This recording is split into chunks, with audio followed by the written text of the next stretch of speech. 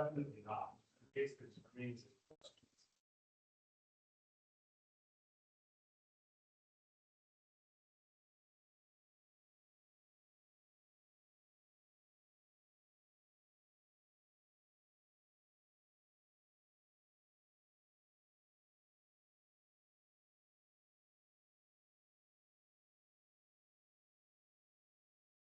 Yeah, okay, good. Good morning to everybody. Happy January the 16th. Happy New Year to everyone. Good to see everyone. We're starting our Oil Conservation Commission meeting for the month of January. I am Gerasimos Rosados. I go by Jerry. I am the acting director of the OCD and also commission chair. So we can start our meeting. We'll start off with a roll call. As I stated, I'm Gerasimos Rosados. I am the chair for the OCC right at the moment, and we'll go with the commissioners. I'm Dr. William Ampuma, designee of the Energy Secretary. Thank you. Hi, good morning, everyone. Greg Bloom. I'm the commissioner here for the New Mexico State Land Office, and apologies, I'm at home today. I'm a little under the weather. Hope you get to feeling better, Commissioner Bloom, but welcome. Good to have you with us. Excellent. The first thing that we need to do is approve our agenda for the January 16th, 2025 meeting. May I get a motion for approval of the agenda? I so move. I second. Excellent. All in favor, please say aye. Aye. I say aye as well. No nays, so we'll say that the agenda is approved. Next, we need to do the approval of the December 12th, 2024 meeting minutes. May I get a motion to approve? I so move. I second. Excellent. And all in favor? Aye. Aye.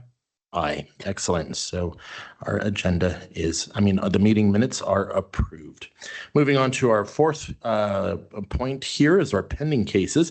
We have the consolidated cases by Goodnight Midstream and Empire, New Mexico. I do know that Mr. Rubin wanted to start off this particular, well, actually, let me just call them out. Case numbers 24123, 23614 through 17, and also case numbers 23775 and 24018 through 24027. This is going to be pre-hearing issues that we have, and I know, Mr. Rubin, you wanted to start the conversation. Thank you, Mr. Chair, members of the Commission. So what has arisen recently in anticipation of the adjudicatory hearing in February, in the context of the issue of whether the Commission would personally hear this or let the hearing officer that was appointed hear it directly, several of the parties raised the issue of the authority of the Commission to appoint a hearing examiner or to having hearing examiner hear this case in some respects. And so in an effort to avoid, obviously, any issues of impropriety on that point, you did receive an email from me on this, and the question is, what, if anything, can a hearing examiner do in these adjudicatory matters? There's nothing in statute on this, but rather than try to resolve the thorny issue of whether there's inherent authority, whether a rule would suffice, what the rules mean, I would like to hear. I understand from the parties that they would like to speak briefly on this as well, and we will try. What I'm hoping is that we can quickly achieve some sort of consensus on what would be an appropriate role for the hearing examiner, there's nothing that would, I think, preclude by stipulation us proceeding on such a matter, as it's not other than matters of fair trial in a criminal case or perhaps subject matter jurisdiction. These are things that we could perhaps stipulate to with the parties. So I believe I heard Ms. Shaheen and Ms. Hardy and Mr. Rankin, and Mr. Padilla are all here. So, and representing the division, will that be you, Mr. Moander, or is just Mr. Tremaine? I will be representing the division. Okay. So Thank you. So I do apologize. I need to step out by 10 minutes to 10. So if we could be succinct on this, I'd appreciate it. So I believe Mr. Rankin wanted to speak. Excellent. I just want to make sure everybody's here for these particular cases. So let's just do a roll call. I'll start here on my right and we'll go down the table. Yeah, Adam Rankin appearing on behalf of Goodnight Midstream in these cases with the Holland and Hart law firm. Excellent. Chris Moander appearing on behalf of the New Mexico Oil Conservation Division. Excellent.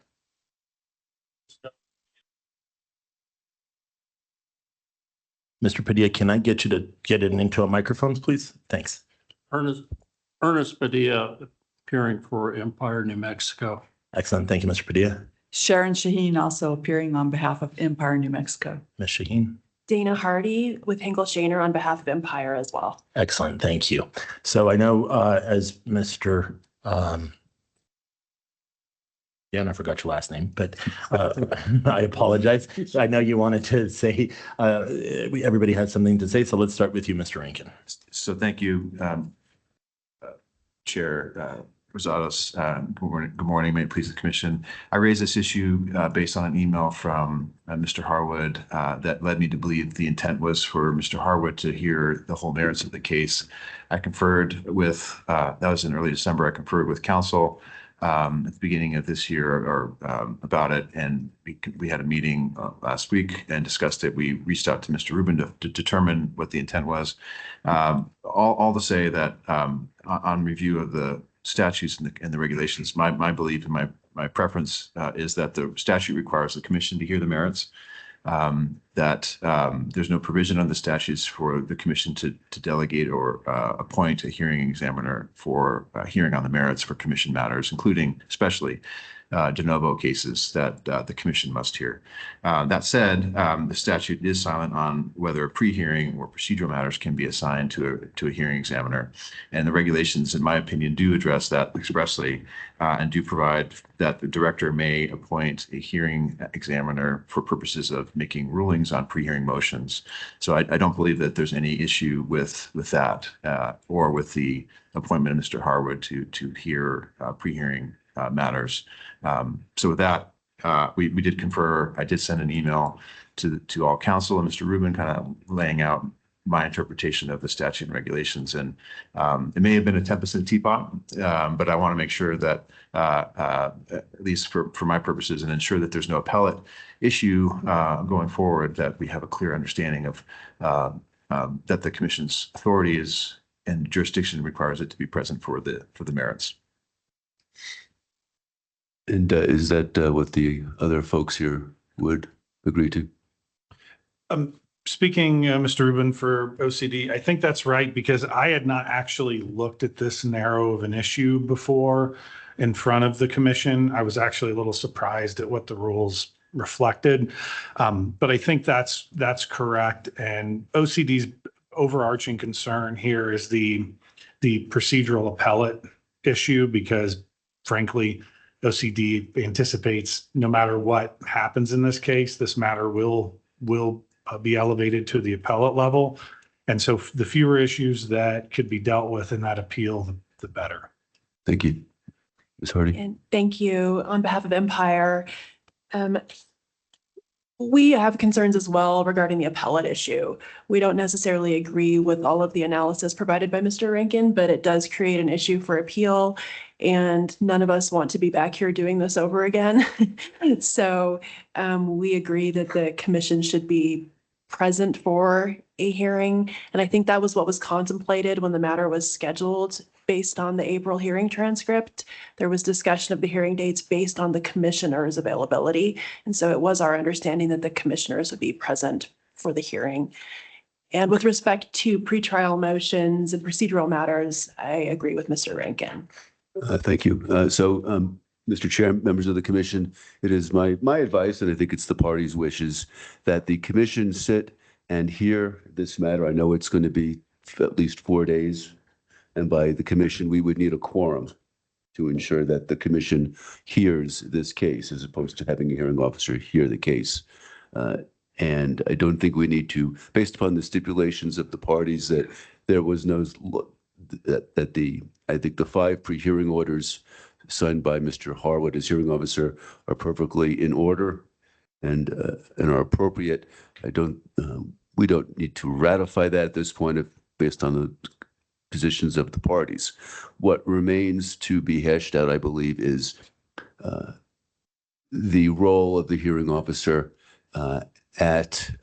with respect to post-hearing, do the parties think that a recommendation from the hearing officer is something they are copacetic with, provided that the hearing officer report was made available to the parties? What is the position on that? Mr. Rubin, in terms of OCD, if the commission's going to be present, intends to be present and preside over the hearing, I don't see much value in a hearing officer report since all of the direct evidence will have been taken by the commission. It seems redundant, and I don't see the practical use of it in proceedings. Okay. Any other input? Mr. Rubin, I appreciate the question, and I likewise have concerns about the timing. As the commission may be aware, Empire has moved the district court. There's a parallel litigation in district court. Empire has moved the district court through an emergency motion to lift the stay that had been in place so as to enable the court to proceed with that litigation. Based on representations by Empire Counsel, their intent is to push for a quick trial date in that matter. And the district court has told us, the parties, that any factual determinations made by the commission will be given strong consideration, if not preclusive effect, at the district court. For that reason, I think that both parties are very interested in having a quick order that lays out the findings of the commission. And my concern about a recommendation from a hearing officer is that it would delay a potential final order from the commission. Thank you. Given the sensitivities around timing and so forth. Also, with the active engagement of the commission members, asking questions, probing witnesses on cross-examination, I don't know that a non-technical examiner would have much to contribute in terms of recommendations for this matter that is highly technical.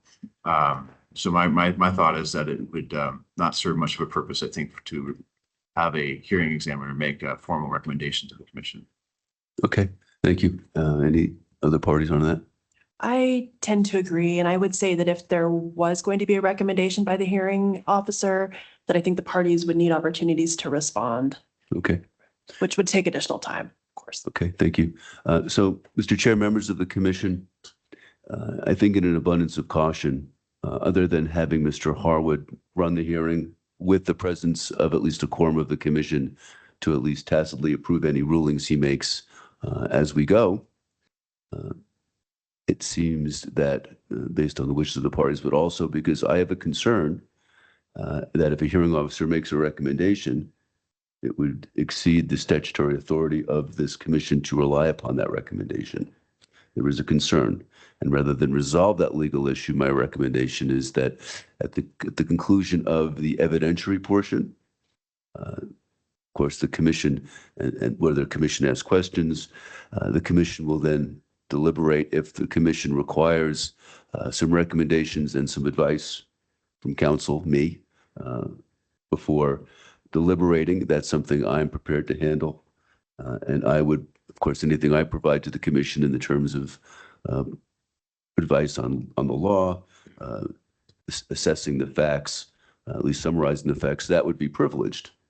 And so I would be able to provide not a hearing officer's report, but I would be able to provide to you my advice in a privileged manner that would sort of take the place of something from Mr. Harwood.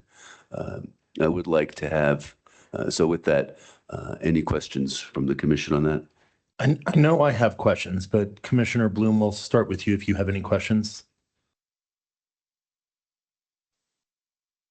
Thank you, Mr. Chair.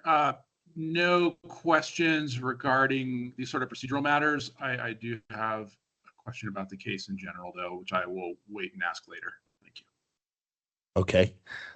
Thank you. Commissioner Mpoma? Yeah, so quick question.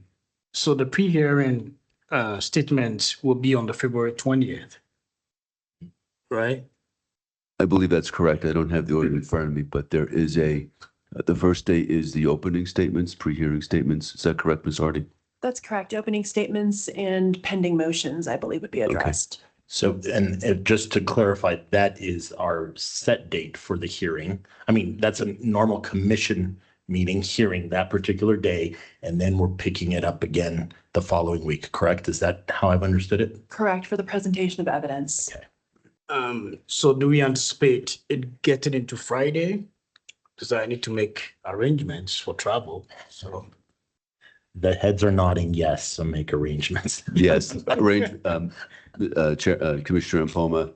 Yes, I think the constraint here is the Open Meetings Act, which requires you to be here in person unless it's difficult or impossible to attend. I think we would need for the commission to safely be saying that they are hearing this. We would need a quorum at any given moment. So if we to have 2 out of 3. Yes, Mr. Rubin, as a point of order, the pre-hearing statements are due on February 6th. 6, yeah. okay. And of course, Mr. Harwood has done an excellent job up till now handling pre-hearing matters and procedural matters. Will make recommendations as to pre-hearing motions on that date, but we will need to be here at that point. So looking at the technical nature of the case, when are we going to receive the documentation for us to review before the pre-hearing and then even the case itself? Commissioner Ampoma, the way it will work is the parties will present exhibits and the technical evidence in those exhibits will be submitted for admission. We cannot consider anything until the hearing starts. And so I'm hoping that, like with any case, the parties will stipulate at least to the admissibility of everything as opposed to fighting over what comes in and what doesn't. But what comes in is part of what they will hopefully resolve right up front for the commission's benefit. Fair to say? Okay. Yes. I will say that we have filed direct testimony already. Oh, yes. And exhibits under this procedural order, and that we will file rebuttal testimony and exhibits on February 6th. Okay. Thank you. May I make a point? Mr. Rubin, and I have not raised this with any of the other council, but just for the awareness of the commission, as it stands today, we have a total of 21 witnesses who are filing all pre-written, pre-filed testimony. Empire has 9 that they have already filed. We have 7 that have already been filed, and OCD has 2. Empire has 2 additional rebuttal witnesses, and Goodnight Midstream has 1 additional rebuttal witness. So there are going to be a total of 21 witnesses filing both direct and rebuttal testimony. As Ms. Hardy mentioned, that's already of record. I understand that perhaps the commission members may be precluded from reviewing this testimony at this point. I don't know, but my thought, and I don't know how Counsel for Empire feels or the division feels, but my thought would be, I don't see why they couldn't start reviewing it because it's a lot of material. And that way, at the time of the hearing, they will have, it's a lot of material to absorb and understand and reflect on.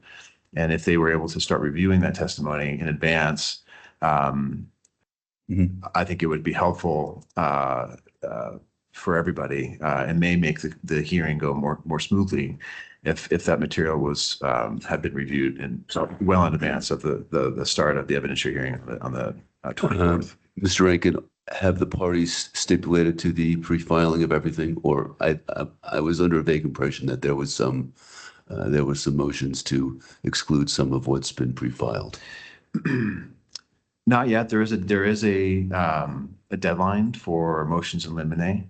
I have not conferred with counsel about that. We can talk about it. That being said, I don't know that it would necessarily impinge on the ability to review what's been filed.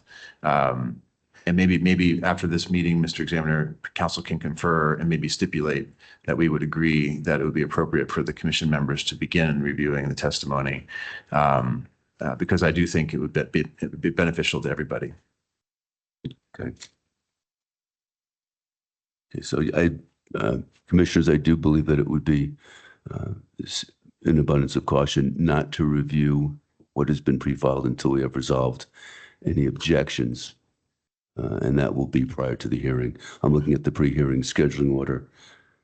And discovery motions shall be filed by January 9th. Responses due January 20th. Applies due 27th, and then ruling shall be made thereafter. Are there any objections to the parties to Mr. Harwood ruling on those motions? If not, we need to wait for the hearing. Mr. Rubin, do you mean ruling without oral argument? Right. It seems to me that we should allow, that we should certainly, whatever has not been objected to, the commission can then consider. But we will, if anything that has been objected to, they should hold off on considering until whatever's been contested has been resolved as a motion in limine. In fact, it may be that Mr. Harwood should not rule on those, as it is dispositive in a sense. Perhaps the best course is anything that that is not contested, the commission can then consider and get a leg up on prior to the hearing.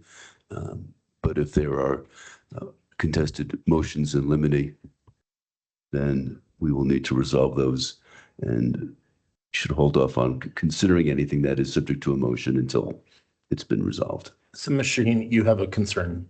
Thank you, Mr. Chair, Commissioners. We do have a concern. We agree with Mr. Rankin that there's a great amount of technical information that both parties will be presenting. We don't believe that there's an issue with the commissioners reviewing that ahead of time. If any information or evidence is excluded, then that can be taken into consideration during the deliberation. But what I suggest is that the parties confer and perhaps present a stipulation to you in this regard, if that would be acceptable with the other parties in the commission. And I hate to interrupt. That was going to be my recommendation for this. If we could just get the parties to agree on what they want the commission to see and not see.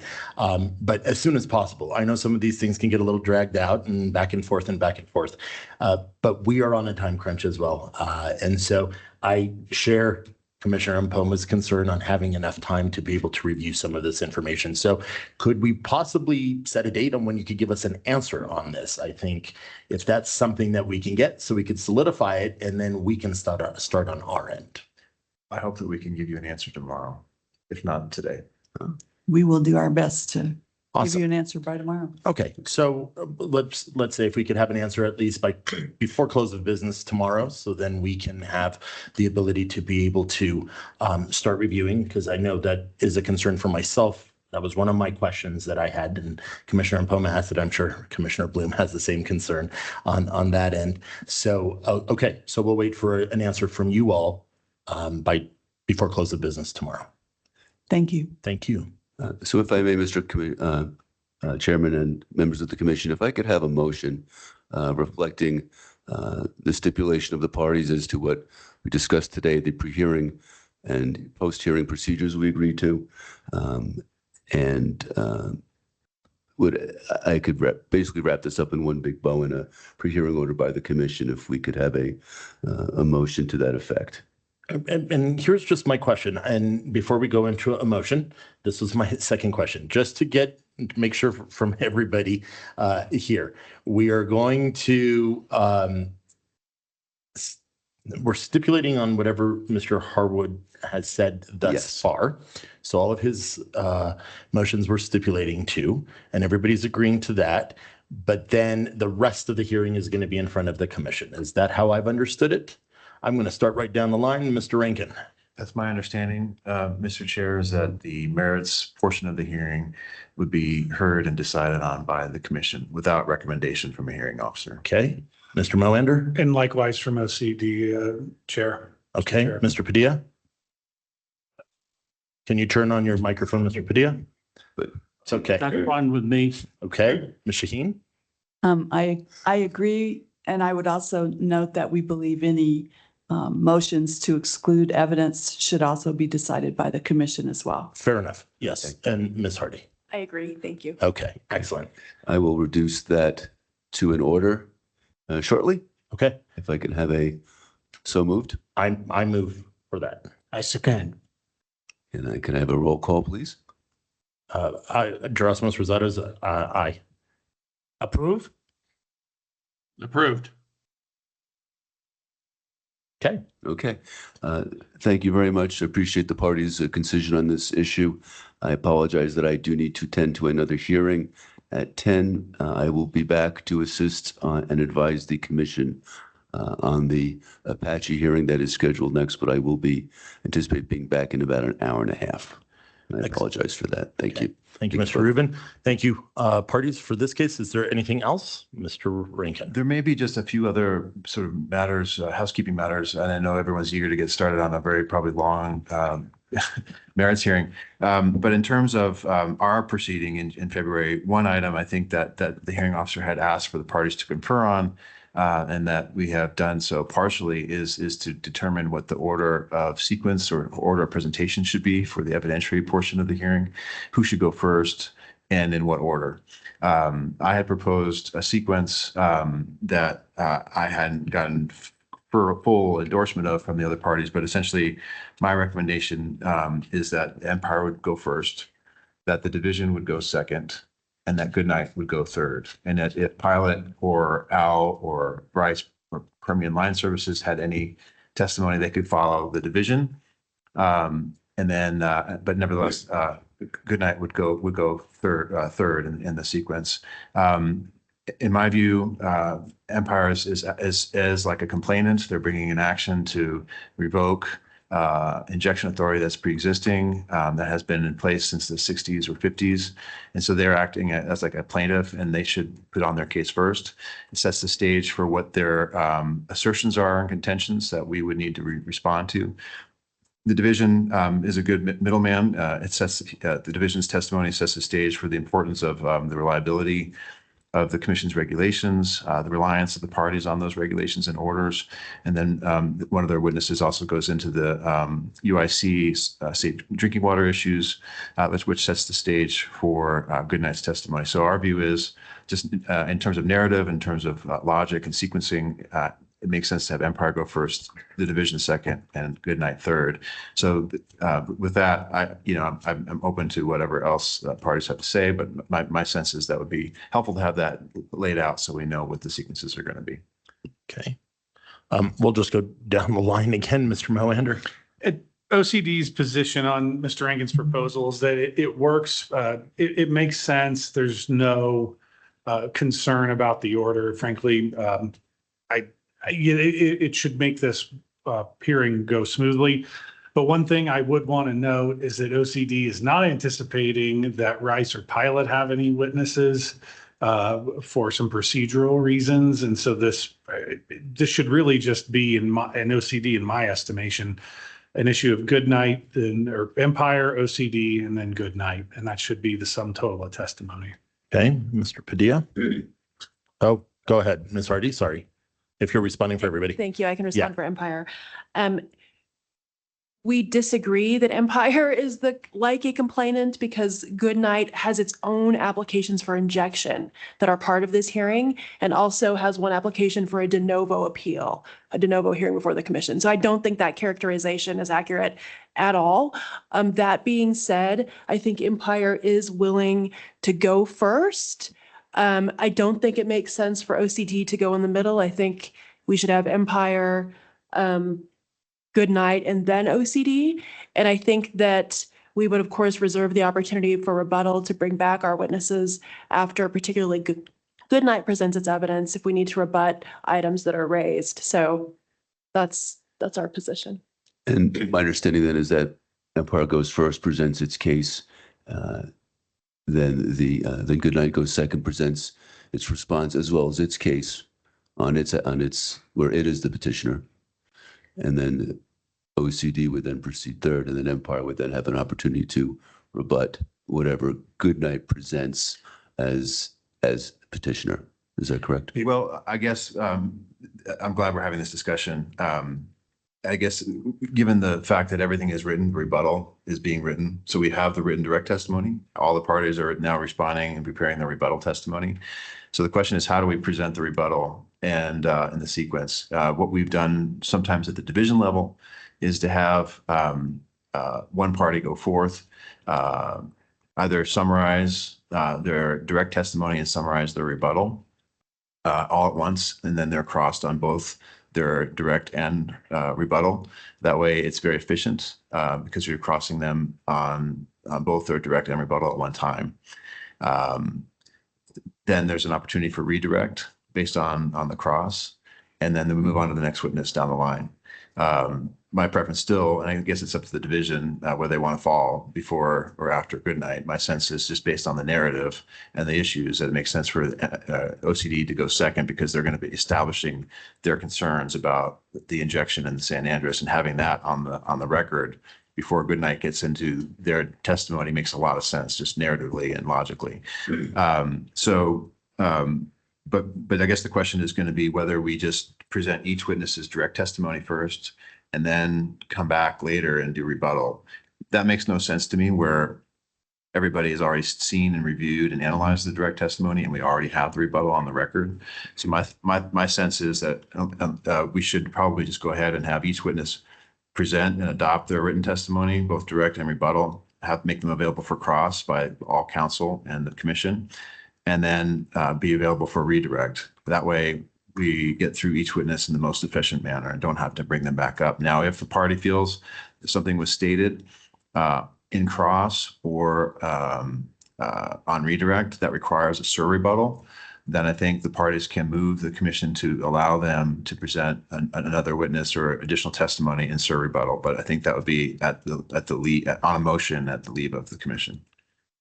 Before we continue, Mr. McKee, on the platform, you had your hand up. Were your concerns satiated, or do you need something more? Yes, my name's Ryan McKee. I'm outside counsel for Pilot. I just wanted to raise a concern with OCD's statement regarding excluding Pilot from Mr. Rankin's proposed agenda. We would like to reserve the right. We're not for sure yet, but we would like to reserve the right to potentially prepare a witness and present a witness should we feel that's necessary to protect our rights. So, Mr. Chair, members of the commission, I think if you, after hearing from our folks here, do you want this upper hearing order to reflect the order of presentation? I think as to Mr. McKee's concerns, that could be raised at the appropriate time.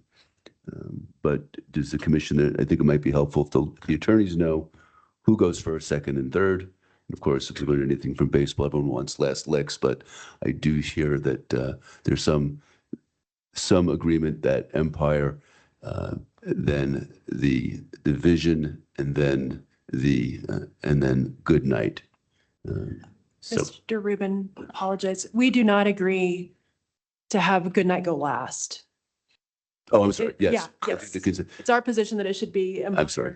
Good Night and then OCD. You're right. I misspoke. Sorry. Thank you, Ms. Hardy. And with respect to Mr. McKee's concern, I would state that the pre-hearing order already provided deadlines for the filing of testimony, and Pilot did not file any.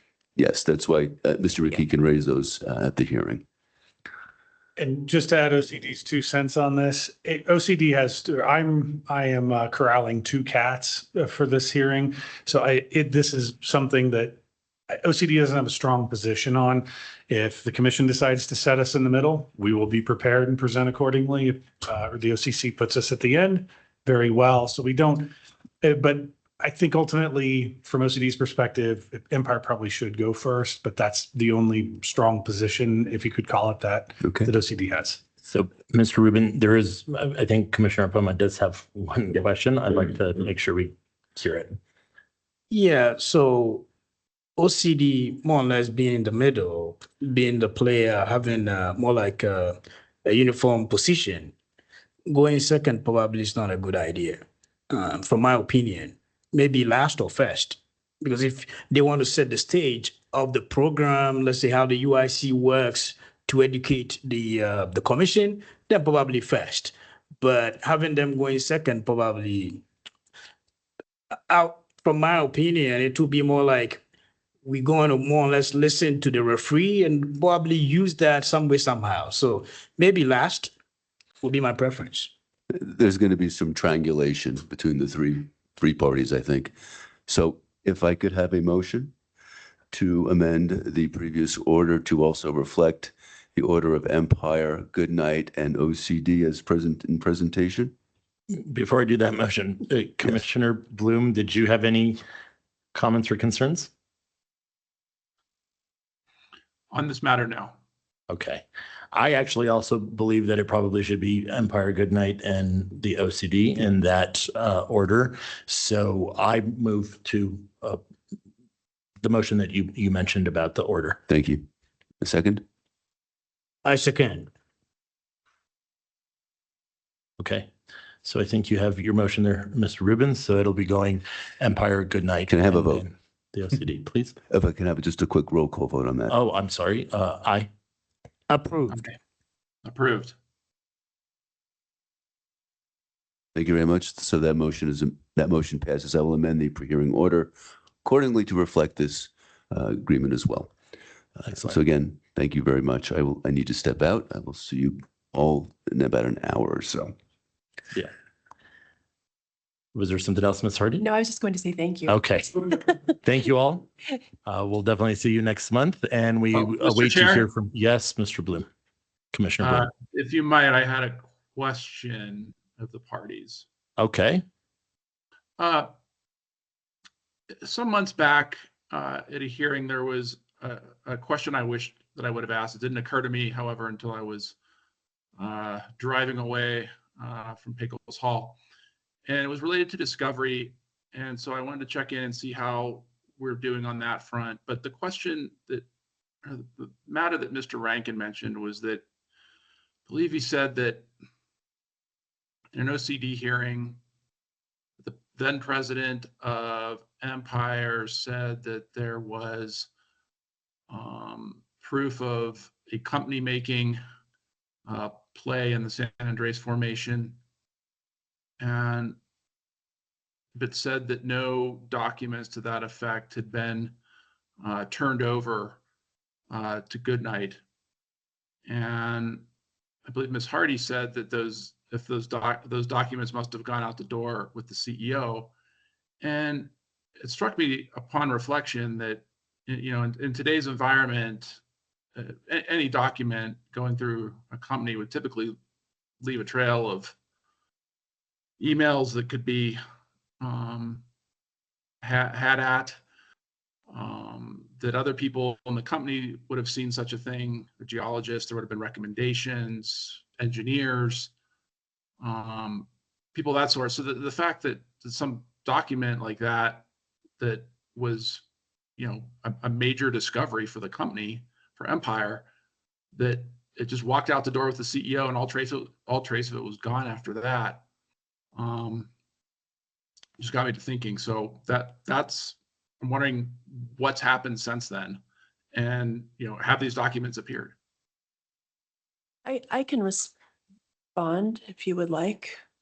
Please, Ms. Hardy. Please do. Sure. And Commissioner Bloom, I believe what you were referencing is Goodnight had the former officer of the company or representative testified at hearing on the Piazza matter, which is now up for de novo review.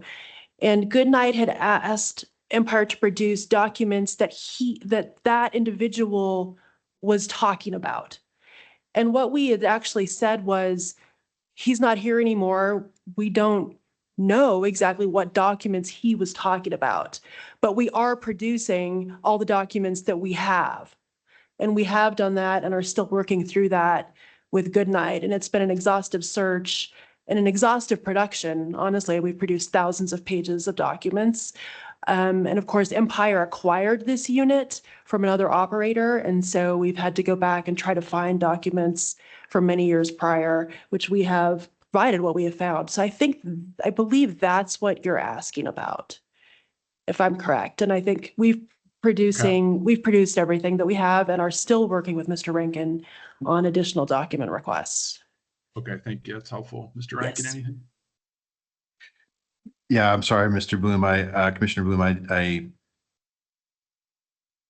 Mr. Hardy helped reframe the question for me or the issue, but yeah, we haven't seen very many emails from Empire. The discovery's been mostly focused, or what they provided us has been mostly some technical memoranda and data.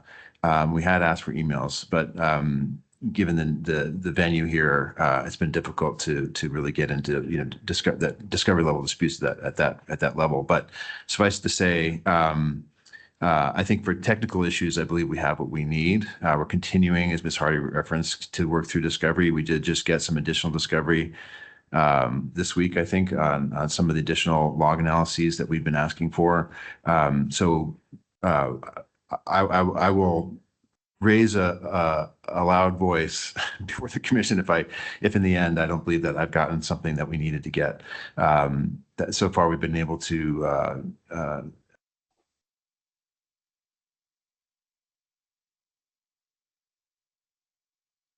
Oh, I lost the sound there from Pecos Hall, sorry.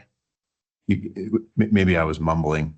Commissioner Bloom, I think that my point is simply that to the extent I need to raise an issue with the commission on discovery, I'll do so. And that point hasn't come yet. Okay, thank you. Thanks. Anything else? Commissioner from anyone? Bloom, did that answer your question? It did, thank you. Anything else? No, thank you. Commissioner Pullman? No. Okay, now we'll end this one. Thank you all. Let's take a 10-minute break so then the next case can have a chance to set up, and then we'll begin again.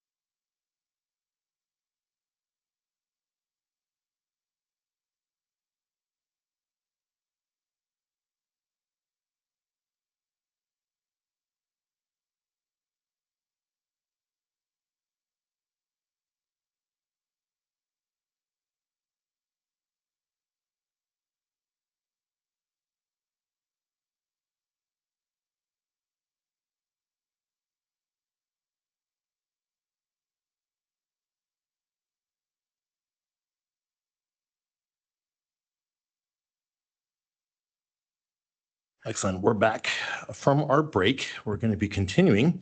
We're going to be moving on to now our second pending case. It's case number 24912.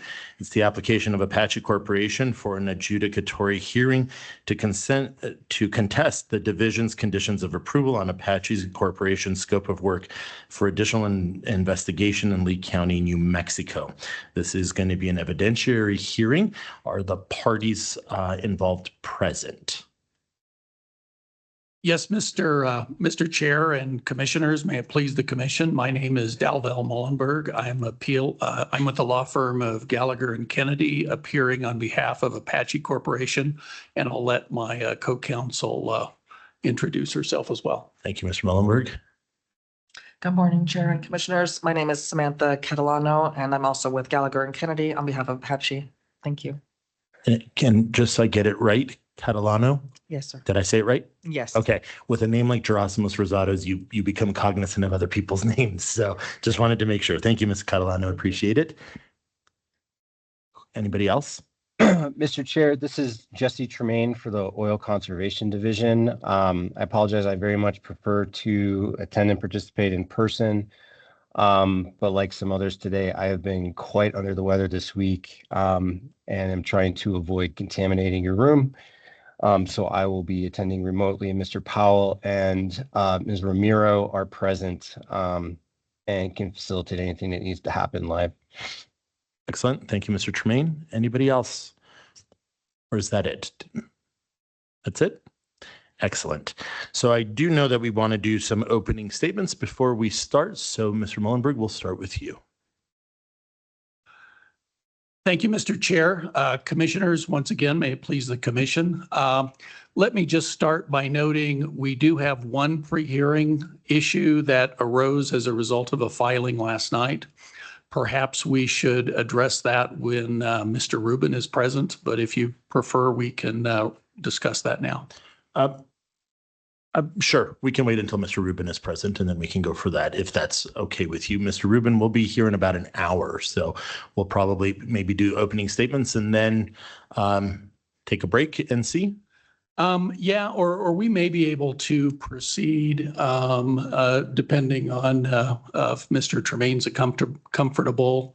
It's an issue that would come up a little later in the hearing, so we may be able to get the evidence started and then come back to that. I just wanted to flag it up front that we have that issue. Okay, since you flagged it, Mr. Tremaine, do you have any concerns if we continue until Mr. Rubin comes, or do we want to hold out continuing until Mr. Rubin is here to hear this request? Mr. Chair, I don't believe. Well, I'm going to reference this during the opening. So as long as that's okay, I think it won't become an issue unless and until I attempt to enter OCC exhibits 8 and 9. So I'm comfortable tabling that issue for now. I don't believe it will. I mean, I don't believe it will impact Apache's case in chief or our cross on any of those witnesses. Okay, Mr. Mullenberg, if you're okay with it, then let's just hold out until we come to that point. Is that? I think that's fine. I think Okay. we actually, that probably makes sense. We can address it at the point when the division seeks to introduce testimony on that or Okay. moves for admission, whatever makes sense. Okay. Maybe we can consult with Mr. Rubin at some point and see if we need to address it earlier. It's a deal. So when Mr. Rubin comes, maybe we could take a break and then consult and go from there. Okay. Great, thank you. Well, thank you. Let me give a brief opening statement. Apache Corporation has applied for this hearing to contest some specific conditions that the division attached to its approval of a plan for further delineation of groundwater contaminants at the location at issue. And that plan was submitted in early May of 2024. And the conditions, I believe, were received in late July of 2024. And we'll go over that, of course. And the conditions at issue involve primarily a number of additional monitoring wells that the division is requiring, if the conditions are approved, Apache to install and subsequently sample and monitor for groundwater conditions at the site.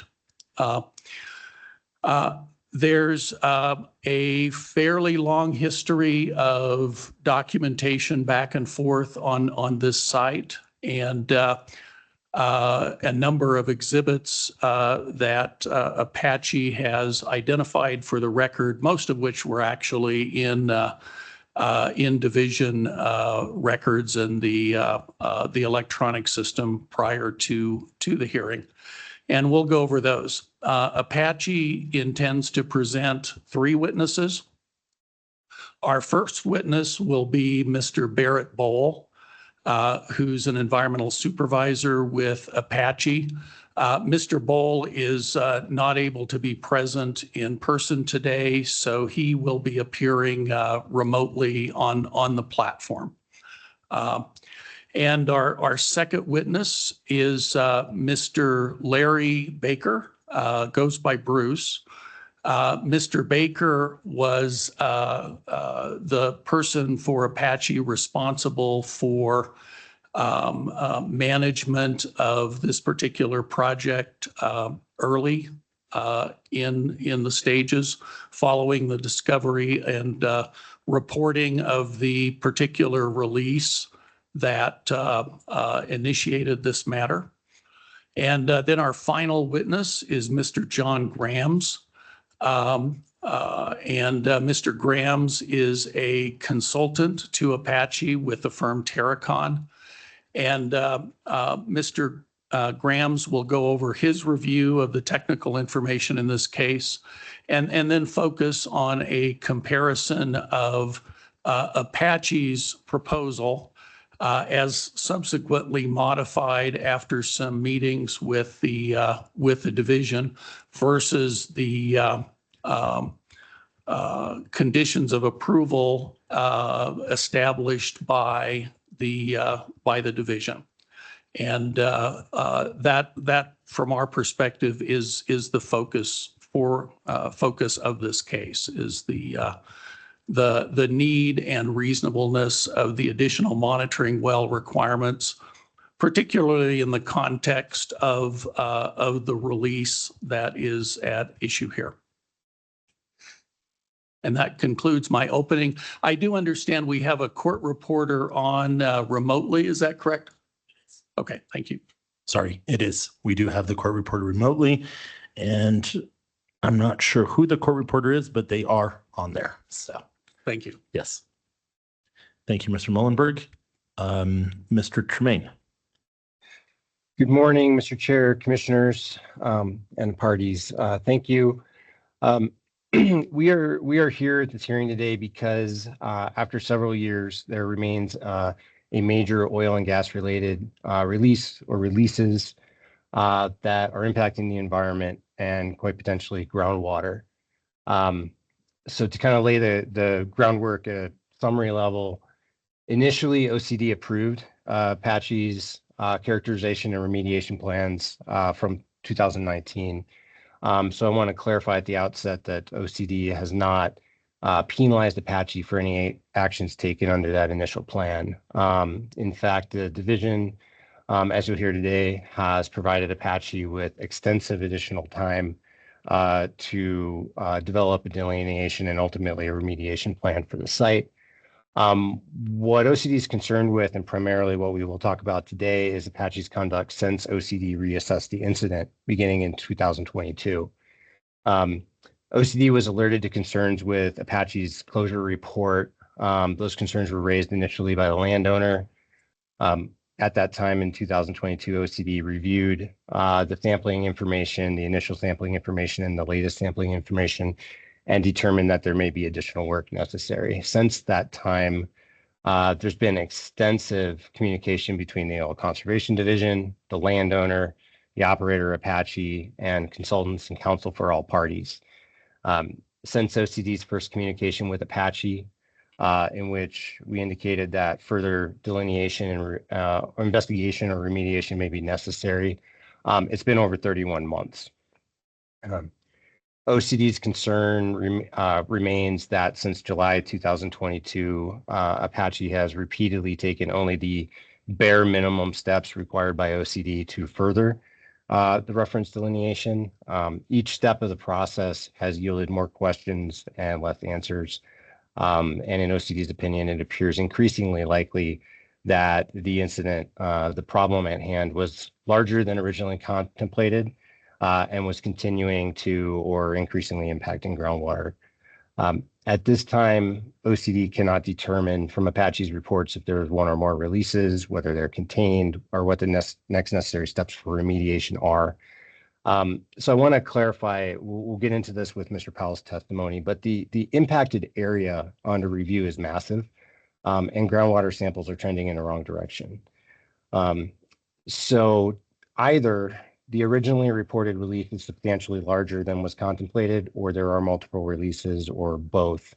In either case, it's the division's position that Apache has substantial ongoing delineation and remediation requirements under Part 29, and then potentially under Part 30. We're not there yet, but potentially under Part 30. In May 2024 and September 2024, proposals from Apache, those were inadequate to address and delineate at the time. They're now, given the latest sampling information, wholly inadequate to address issues present from the Q4 2024 sampling report.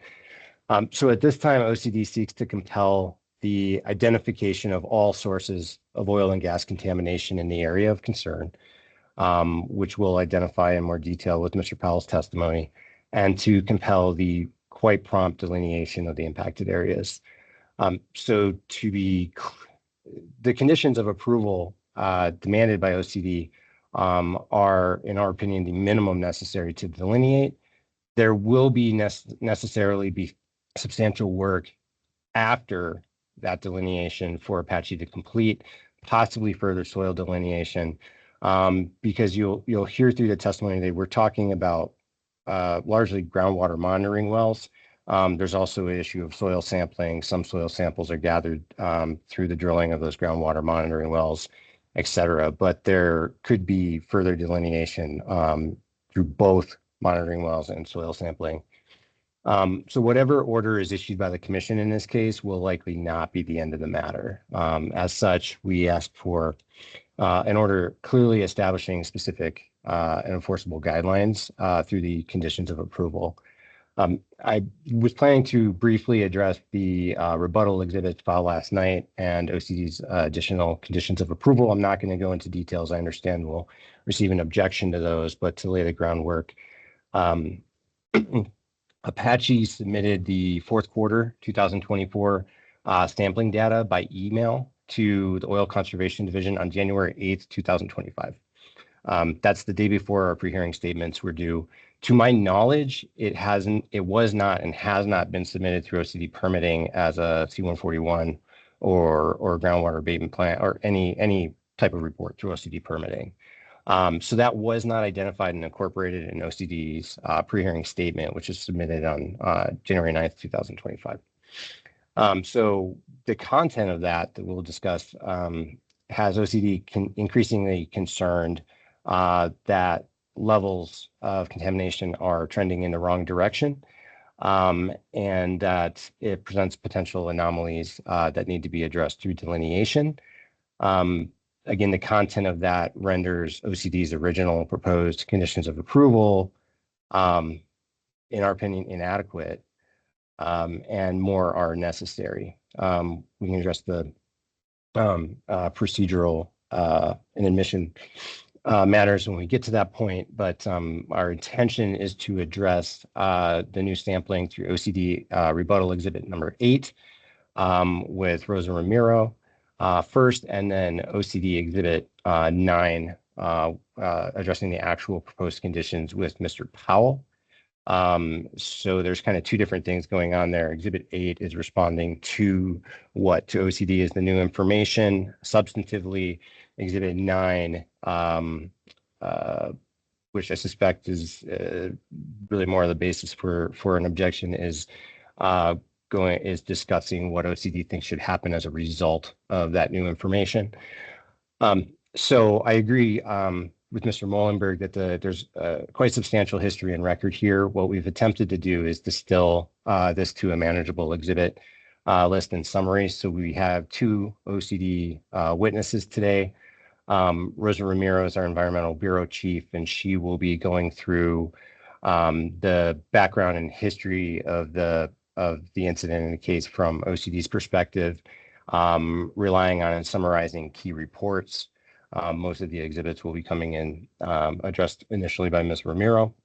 And then we have Brandon Powell, who is our Deputy Director, and he is going to go over OCD's concerns and open questions based on the content of the report submitted by Apache, and then if admitted, as I addressed in Exhibit 9, additional conditions. So what we've done with that exhibit is combined the original language of the conditions of approval that are the subject matter of the application for this hearing, and then combine that with the additional proposals by OCD. So at the end of this hearing, we believe that the record will show that Apache has, since July of 2022, failed to develop an adequate investigation and delineation plan, and that OCD's updated conditions of approval are necessary for protection of the environment and correlative rights. Thank you. Thank you, Mr. Tremaine. Appreciate it. So we've got these opening statements. I think now, Mr. Molenberg, we will turn over to you. Thank you, Mr. Chair. Commissioners, Apache calls as its first witness, Mr. Barrett Bowl.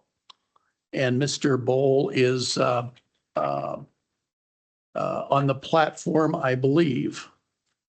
Yes, I actually see his picture. So let's give Sheila a moment to pin his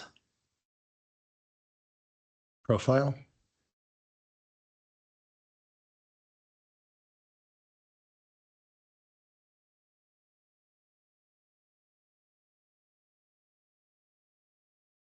Excellent. Mr. Bull, can you hear us?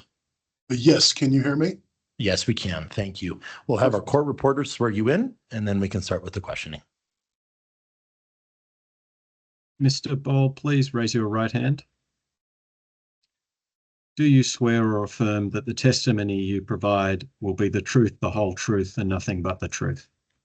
Yes. Excellent. Thank you. Mr. Molenberg.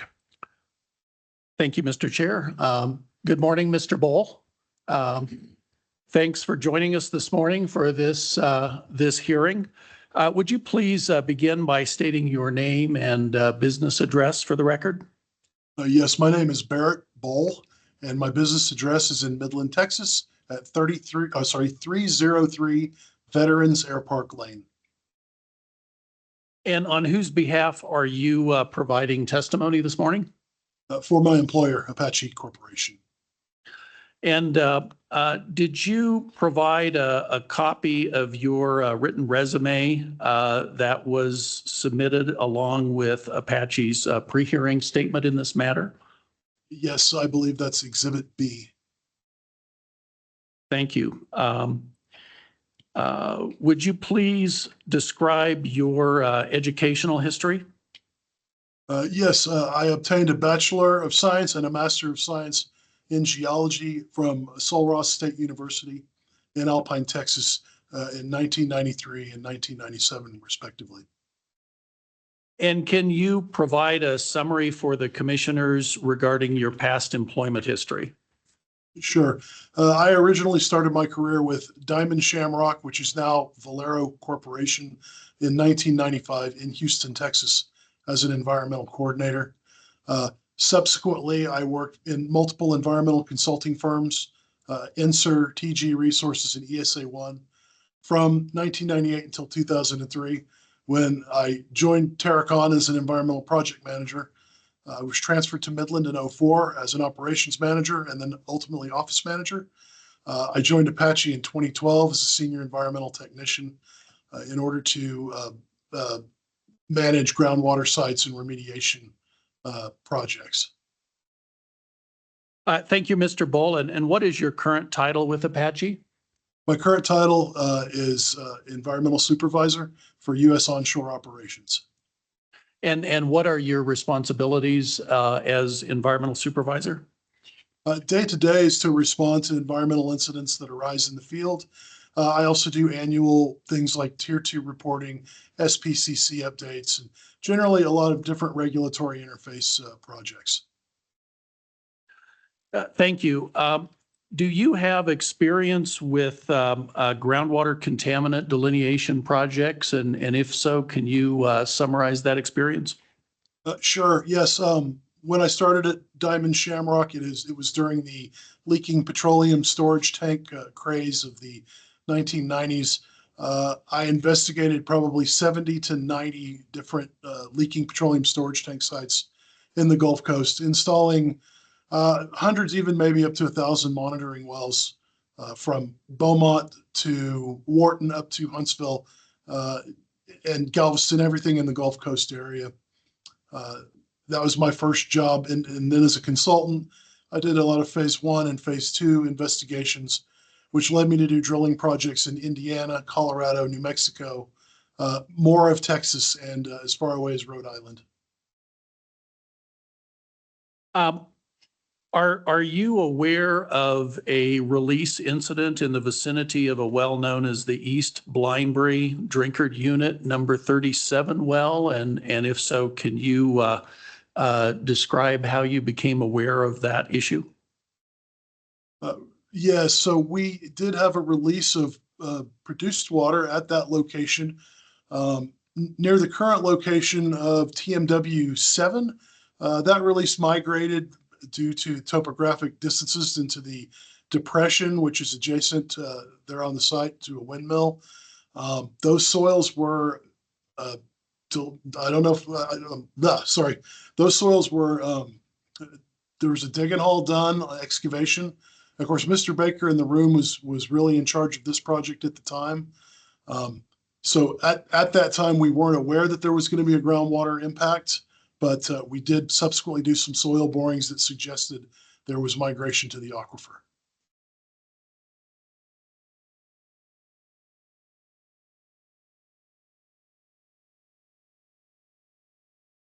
So at some point in the investigation of this release and the area, did you take on additional roles regarding the project? Yes, in the fall of 2023, when it was very apparent that this was a larger project than we originally anticipated, through those results of the later wells 5, 6, and 7. And we proposed to install wells, I believe, up to 10 and then up to the current number of 24. I more or less transferred ownership of this spill and this remediation project from Mr. Baker to myself, since I had more groundwater experience than Mr. Baker did. During your career, have you worked on releases similar to the release at issue here? Similar, but different. The majority of my expertise in groundwater contamination is from petroleum storage tanks, as mentioned previously, crude oil releases, condensate releases, dry cleaner releases, such as perchloroethylene and vinyl chloride. Of course, the primary concerns with those projects as it relates to well installation is the appearance of free liquids on the aquifer, which is known as LNAPL. And so this is the first plume I've worked on, which it was strictly for inorganic contaminants, such as the chloride and TDS. First significant plume. And you mentioned TDS. I don't know if we've described what that means. Can you explain to the commissioners what TDS is? It's a total dissolved solids in your groundwater. Okay. Did any of the prior releases on which you worked have similar geology and conditions such as the site at issue here? Not fully identical. A few of these monitoring wells, well, the majority of them are what are called fully penetrating. So they've gone through the entire aquifer into red beds. Generally chasing crude oil or gasoline plumes, you're not necessarily going through the whole aquifer because you're dealing with more floating contaminants. So my past experience with El Napple basically means free gasoline on the aquifer. So we didn't really need to know aquifer thicknesses to start the remediation on the locations. Are you familiar with the initial groundwater monitoring efforts that Apache conducted at the area around the release? And could you describe your understanding of those? Yes. So initially, when we had the soil release and we had the depression nearby, there was a thought that groundwater might be shallower. And honestly, with the windmill there, we identified that as a potential receptor. And I know in the first rounds we had sampled the windmill, and that's in our exhibit A2, I believe.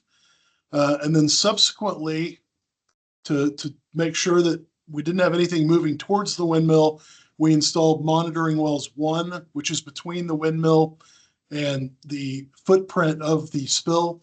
And then we put an upgradient one north of that area, which we called TMW2. With regard to these wells, you referenced Apache Exhibit A2. Is it your understanding that that exhibit is the initial remediation plan submitted by Apache? Yes.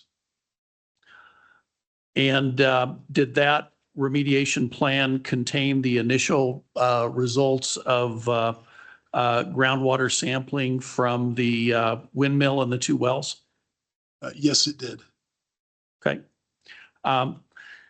Do you recall what those initial sample results were or what they indicated? I recall the chloride levels in the windmill and TMW1 did not exceed the state cleanup standards. And while TMW2 did contain chloride at 338, which does slightly exceed the 250 cleanup standard, that also falls within what's potentially a naturally occurring slightly elevated level for chlorides in these the aquifers of the desert Southwest. You mentioned cleanup standards. Can you identify your understanding of the source and meaning of what you refer to as the cleanup standards? Yes, well, at the federal and then at the state levels, and everybody has a different set of cleanup standards. New Mexico's are quite strict, and they have set for chloride a cleanup standard of 250 milligrams per liter, or also parts per million. I don't recall the TDS off the top of my head, but a TDS exceedance can be naturally occurring just from turbidity in the aquifer. So it's less assigned to a petroleum release than actual chlorides would be. And you mentioned a 250 milligram per liter level for chlorides. Do you know if that comes from the New Mexico Water Quality Control Commission groundwater standards? I believe it does. Okay. We talked a little bit about the remediation plan, Exhibit A2. Did that plan provide anything with regard to groundwater monitoring going forward?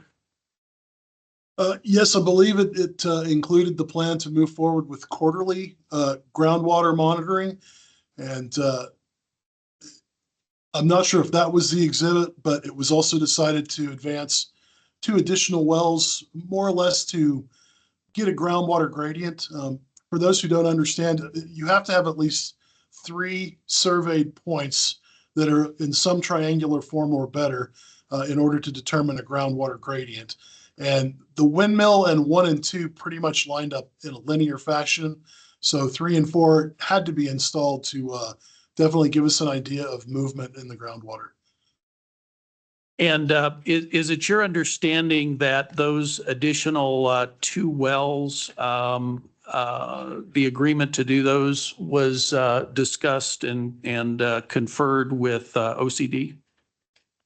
Yes, and I believe that was in our Exhibit A3. So A3 is the documentation of the communications regarding the additional 2 wells, TMW3 and TMW4? Yes. Okay.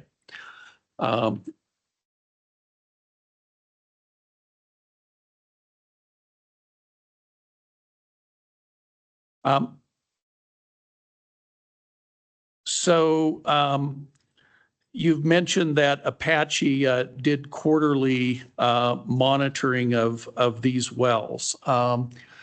Was that, were the monitoring results reported to the division, and can you describe how those were reported? I believe those are reported in December 23rd, 2020 annual groundwater monitoring report, which was approved by the OCD on July 16th of 2021. And they approved of our continued quarterly monitoring of groundwater in the wells 1 through 4, as well as the windmill. Are you aware whether the division approved that initial annual groundwater monitoring report?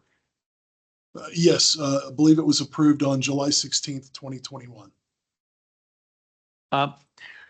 Around this same time, are you aware whether Apache also submitted a closure report regarding this incident?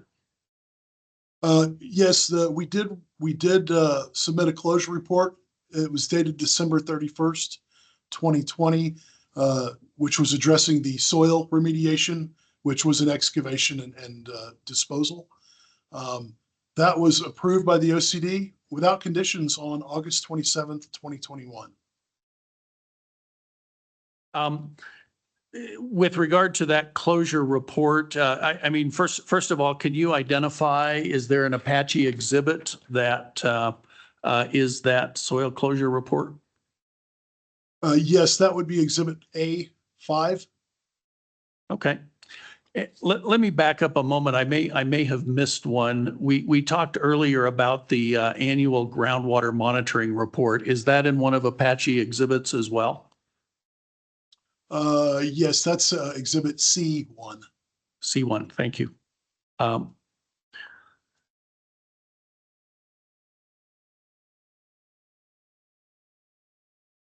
So following the division's approval of Apache's closure report, was there, in addition to the ongoing monitoring, was there any discussion of some additional monitoring wells?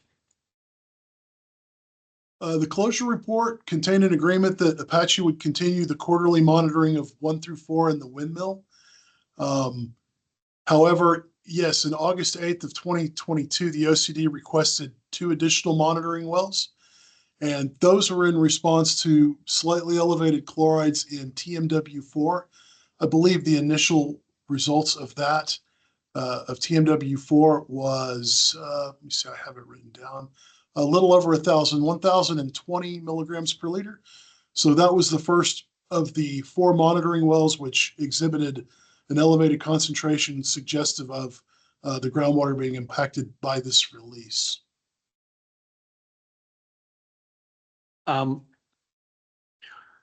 So can you talk a little more specifically about the discussions regarding 2 additional monitoring wells and the exhibit that references those discussions? Yes, that would be Exhibit B1, email from Michael Bratcher to Larry Baker and myself. That was on October 3rd of 2022, which asked us to install wells 5 or TMW5 and TMW6. And those were installed on November 28th of 2022. And up to this point, are you aware of any refusal by Apache to install additional monitoring wells when requested by the division? No, we installed the wells as they were requested. Okay. So at this point, I believe, would you agree with me? We're up to wells TMW5 and TMW6. After those wells were installed, do you know what information was derived from the sampling those wells and the next steps here? Yes, after those wells were installed, it was obvious that the plume was increasing towards the southeast. And so we were asked and agreed to install, I believe, 4 additional monitoring wells, TMW 7 through 10. And that was done between June 12th and 14th of 2023. Under Exhibit B2, our 2023 Q4 groundwater monitoring report.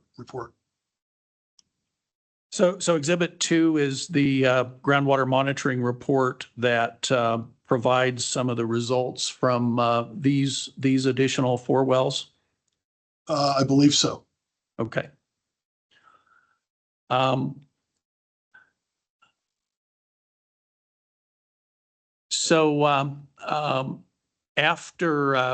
happened after the wells TMW 7 through TMW 10 were installed and initially monitored? So yes, the results of those wells indicated more increasing chloride concentrations. And in October of 2023, the OCD requested that we install as many wells as necessary to delineate the extent of the chloride plume. And prior to the drilling campaign, Apache and OCD had identified a minimum of 5 or 6 wells. But during the drilling campaign, in an effort to expedite delineation, based on additional information from the new wells, we attempted to use field screening techniques in order to complete the delineation. And based on the field data, we installed monitoring wells 11 through 24. And this again was in the fall, November of 2023. So that was an additional 14 monitoring wells, which was a pretty extensive mobilization. In my career, I've never installed 14 monitoring wells in one initiation. The results of that were fairly confident. Using the word delineation as something to find the extremities or the boundary, we pretty much had the plume delineated except to the south of 23. While we had some exceedances around the perimeter of 250, they were not egregious.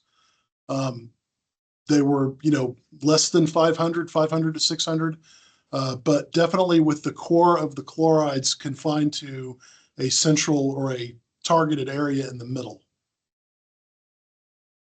So just to add a detail here, you mentioned 14 additional monitoring wells. What was the period of the installation of those wells? It was November of 2023. I think it went into December slightly. So it was 4 to 5 weeks in the field, I believe.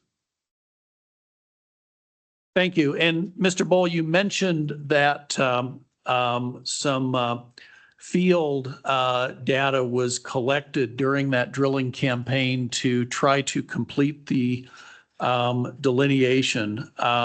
Could you describe what that field data collection was and any limitations that exist regarding the use of field data? Yeah, so the drilling was done with an air rotary rig, and when they would encounter the aquifer, there would be water that was blown back up due to the airstream, and our consultants were capturing that water, and I'm not sure if they were filtering it or not. I wasn't on site for everything, but they used field test strips, and obviously if the water was significantly saline, those test strips were spiking, and we knew we needed to move out farther. And if they weren't spiking, that's where we ceased moving outward. And by spiking, I mean, we were trying to, anything over 300, 350, we were jumping outward. Anything inside of that, we wanted to see what the actual conditions were. So just to recap a little bit, you started this campaign with the idea that you'd probably need at least 5 or 6 wells. Based on the field data, you ended up installing 14 additional wells during this campaign. Is that right? Yes, that's correct. And was stopping work at 14, was that based on the best information you had from the collection of field data? Yes, it was. And it was at that time we felt, again, we had delineated the extent of the plume from a north, south, east, west standpoint. And we needed to develop the wells and collect samples. It's pretty typical when a well goes in, you get 4 quarters before you decide on marching out any further, unless, of course, you have free oil or gasoline on the groundwater. So at that time, we felt we had adequately delineated the plume, again, from a north, south, east, west standpoint to a, not necessarily to the OCD cleanup of 250, but to numbers that were reasonable to presume potential background or were on the perimeter of being less than 250. Thank you, Mr. Bull. So I want to put add a little more detail about the next step. We talked a little bit about the field data collection during the drilling campaign itself. And I think you mentioned well development following the initial well installation. Can you tell us a little more about the well development and then subsequent sampling and analysis of groundwater from those monitoring wells? Yes, I can. So after a monitoring well is installed, the bore is opened with the drill bit. There is slotted PVC piping and then solid PVC piping. You install the well with a sand filter pack and then with a sealed grout to the surface. But what has happened during installation is you've introduced a lot of free sediment into the well. And so the development is to get that free sediment out of your sand pack and your well bore so that you have the clearest water possible to sample with the least amount of influence from suspended solids. And that's done by surging and pumping different volumes of water until you visually get a clearer water stream. Thank you, Mr. Bull. So you developed the wells, and then, as I understand it, you took new or additional samples. Describe that and the lab analysis, and summarize for the commissioners what was learned at this stage of the project. Yes, so I wasn't present for the groundwater sampling, but it's my understanding it was done using a low flow technique, which is a pump slowly lifting the water. The water goes through a multi-phase meter, which measures temperature, pH, and other parameters. And when those all kind of get into a steady state, then that's when it's considered true aquifer. And those samples are then collected by the consultant and run to the laboratory. And so the results we have from March, and I don't have March in front of me, but we did suggest, with the exception of TMW 23, we had a pretty good delineation of the plume. Again, the higher concentrations are surrounded by intermediate concentrations, and it gets lower outward, looking like a perfect contaminant plume of any site I've seen that's been almost fully delineated. So after you got the initial lab results, did Apache provide those to the division? Yes, we did. That was in,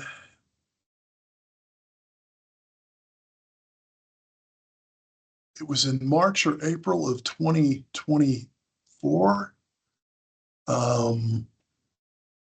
I don't have the exact date in front of me, Dal. I apologize. Okay, fair enough. No, that's good. I just want to make sure the commissioners understand the timeline of events here.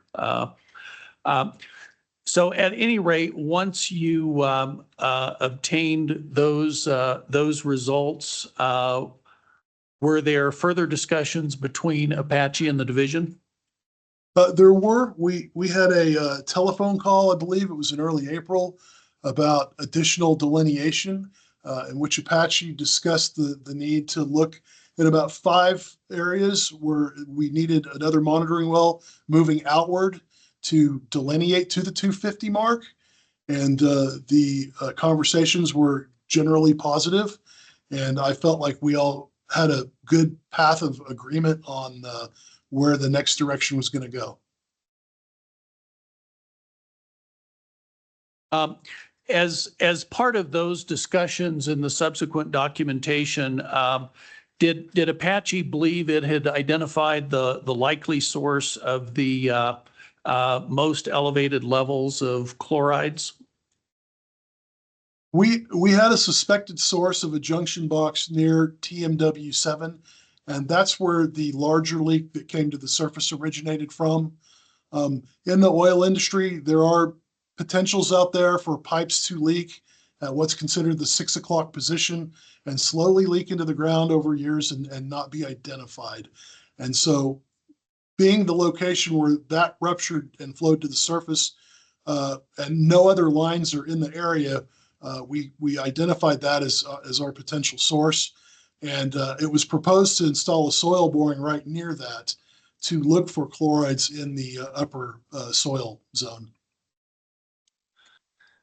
Thank you. So did these discussions culminate in a written proposal from Apache for additional monitoring wells and delineation work? Yes, we submitted a scope of work dated May 8th, 2024, which outlined the discussions that we'd had with the OCD. And did that present a specific proposal for additional work from Apache? Yes, it did, and that's in Exhibit B3. Thank you. And at that time, did you believe that the written scope of work dated May 8th reflected the discussions and between Apache and the division and the division's requests for additional delineation work? Yes, I did. Did OCD approve the May 8th, 2024 Apache proposal? No, they did not. We received a response from the OCD on July 24th that did not approve the work plan. Did that communication establish additional conditions for the division's approval of the May 8th, 2024 plan? It did. The OCD was requesting an additional 13 to 14 monitoring wells, many of which were inside the plume, which had already been delineated again to the exterior. These were wells being put in the interior in an attempt, I guess, just to gather another data point, which are generally extrapolated. If you have 2 wells and one's 500 and one's 1,000, you extrapolate that halfway in between is 750. So we were really surprised by the amount of wells being asked to be installed in basically the inner part of the plume. And based on the conditions of approval, what would that have meant in terms of the total number of monitoring wells in response to this release incident? It would have pushed it close to 40 total monitoring wells. Okay. So you expressed that you were surprised by the conditions of approval. Did Apache raise concerns with OCD once it had received and reviewed the conditions of approval?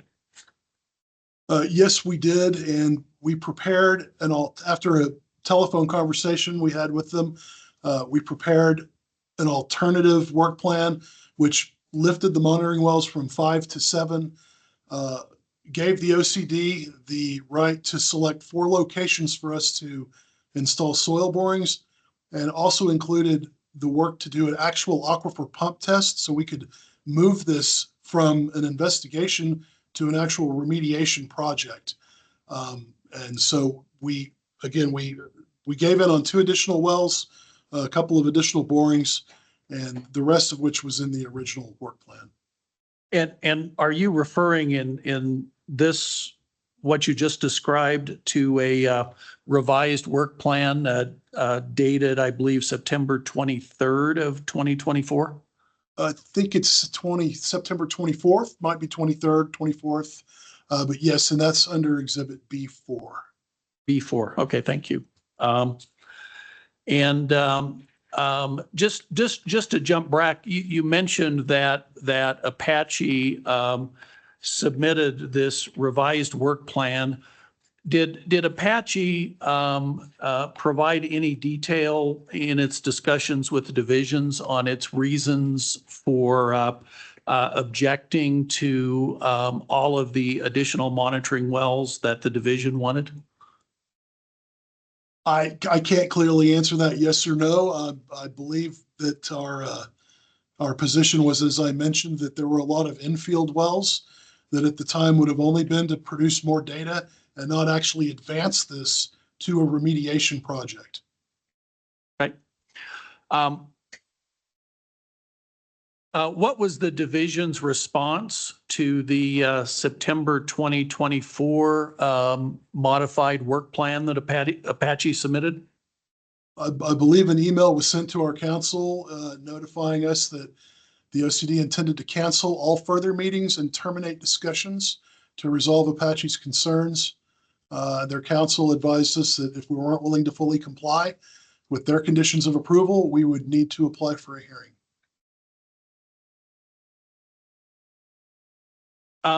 Mr. Bull, in your experience and based on your expertise in dealing with delineation of groundwater contaminants, do you believe that Apache's September 2024 work plan was a reasonable compromise and good faith attempt on behalf of Apache to address the division's concerns? Yes, in my 30 years experience, monitoring wells are put in, and unless you have free-phase product, crude oil floating on the aquifer, as I've mentioned before, gasoline, or DNAPL near a dry cleaner, generally you collect, at least 2, usually 4 quarters of data, and then you make your selections on where you're moving your wells. We were being asked to place wells based on 1 sampling event, which is just not an industry standard, again, unless you have 2 feet of crude oil floating on the aquifer. In this case, we have chlorides as the primary contaminant of concern, and so it seemed like the response from the OCD was a little excessive, considering, again, we were pretty much delineated from a north, south, east, west. We had identified the aquifer was thicker in the middle and likely a sink for these contaminants, and that we were prepared to do an aquifer pump test. And why that was not acceptable is I don't know.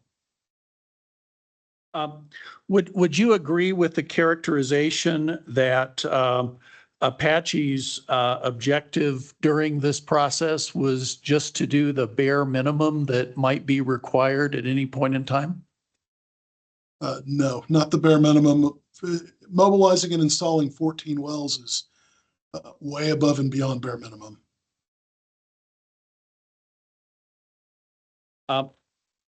Mr. Bull, does this conclude your direct testimony? Yes. And is it your intent to listen to the division's testimony and be available in case we'd like to recall you to respond to that testimony? Yes, I will take myself off video, but I will be here. Okay. Thank you, Mr. Bull. We are finished with this witness. Mr. Tremaine. Thank you. Good morning, Mr. Chair, Commissioners, and Mr. Bull. Appreciate it. I do have a number of questions for Mr. Bull. First, Mr. Bull, you had, I believe in your testimony a few moments ago, you had identified chlorides as inorganic. Is that correct? Yes, as opposed to benzenes, toluenes, ethylbenzenes, which break down. And did you indicate that this was your first plume that you were dealing with inorganic contaminants? As chlorides of the primary concern, yes. Thank you. Do chlorides naturally break down in the environment? To my knowledge, they do not. They dilute with time and movement and introduction of water to the aquifer, but they do not break down. Okay, thank you. I'm going to refer you to page 2 of Exhibit B. It's page 2 of 733. And if I could share my screen, Mr. Chair. Yes, Sheila, can you give him the ability?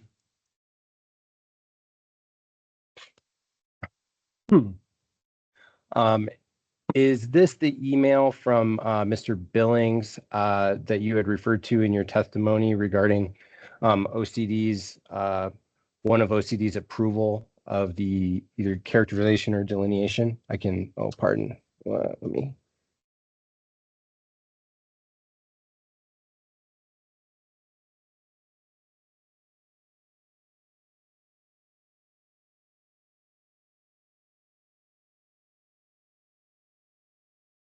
I believe so.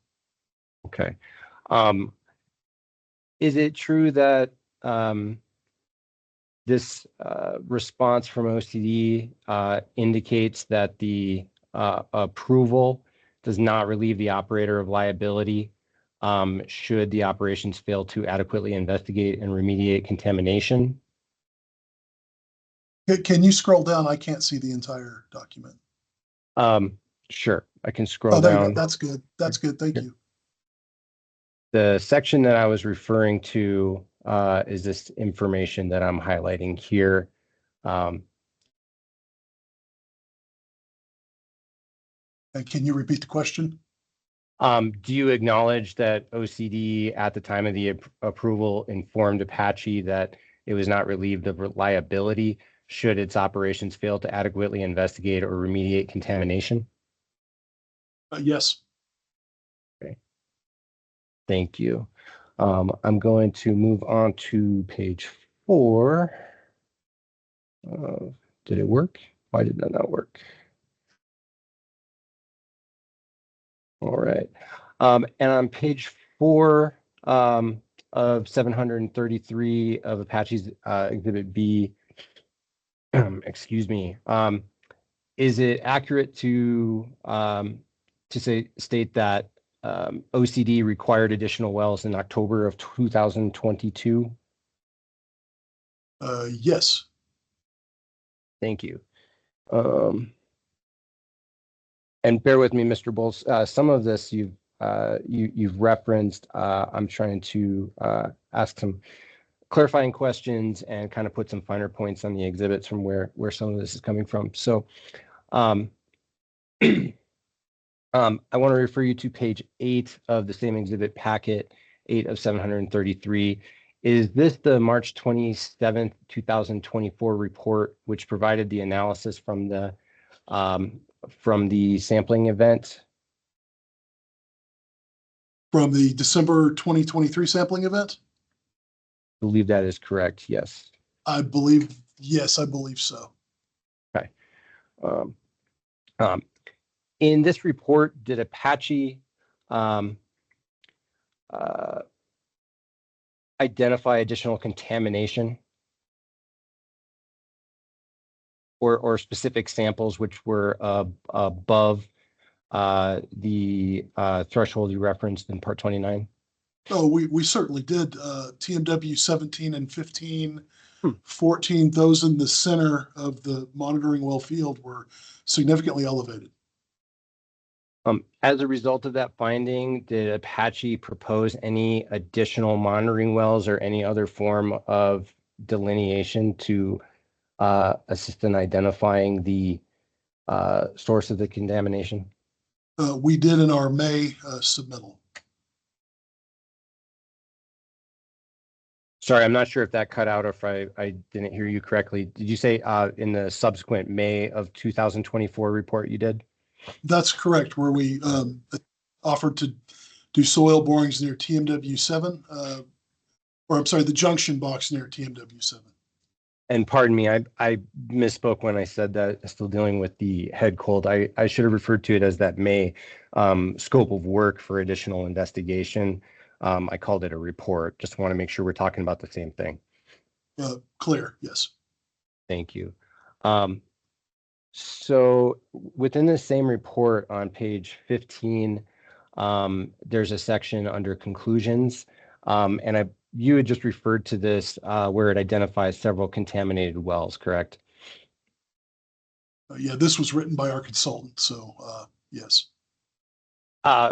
Thank you for that clarification. So this was prepared by Terracon? This was prepared by Larson and Associates. Thank you. Subsequently, just after this, just as general information, Mr. Larson announced to us that he was closing his practice down immediately. And we shift to Terracon immediately because of their expertise in groundwater. So there may be a little hangover between consultant 1 and consultant 2. Thank you for that clarification. I should clarify by you. I should have referred to Apache. So this was adopted and submitted by Apache. And so in this section, is this the section that refers to Apache's intent to continue quarterly monitoring of the groundwater in wells TMW 1 through 10 and the windmill during 2024? Yeah, and so that would have been a typo on TMW 10. It would have been 1 through 24. Thank you. 1 through 24.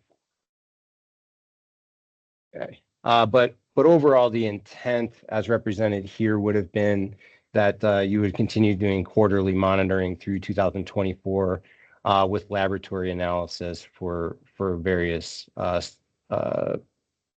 compounds such as BTEX, chloride, and TDS, correct? That's correct. And did that proposal include any additional wells? I had here from TMW 10, but other than the wells that you referenced, was there any proposal to sample or continue monitoring at any other wells?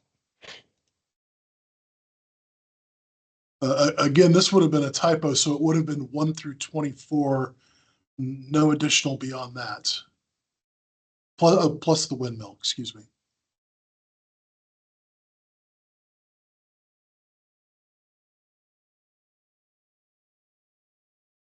All right. The language that's referenced.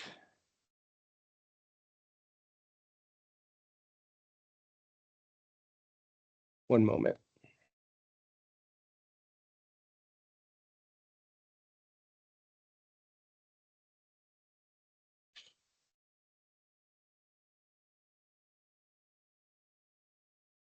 All right.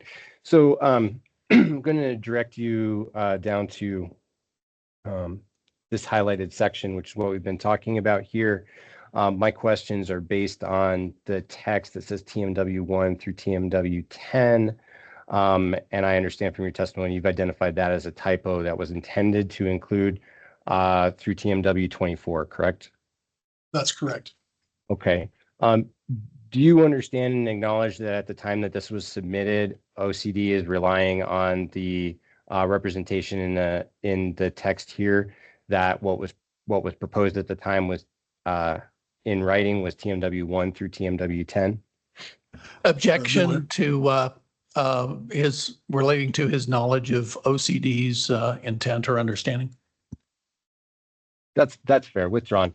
Mr. Bull, would you acknowledge that it would be reasonable for OCD to rely on the plain text of the report?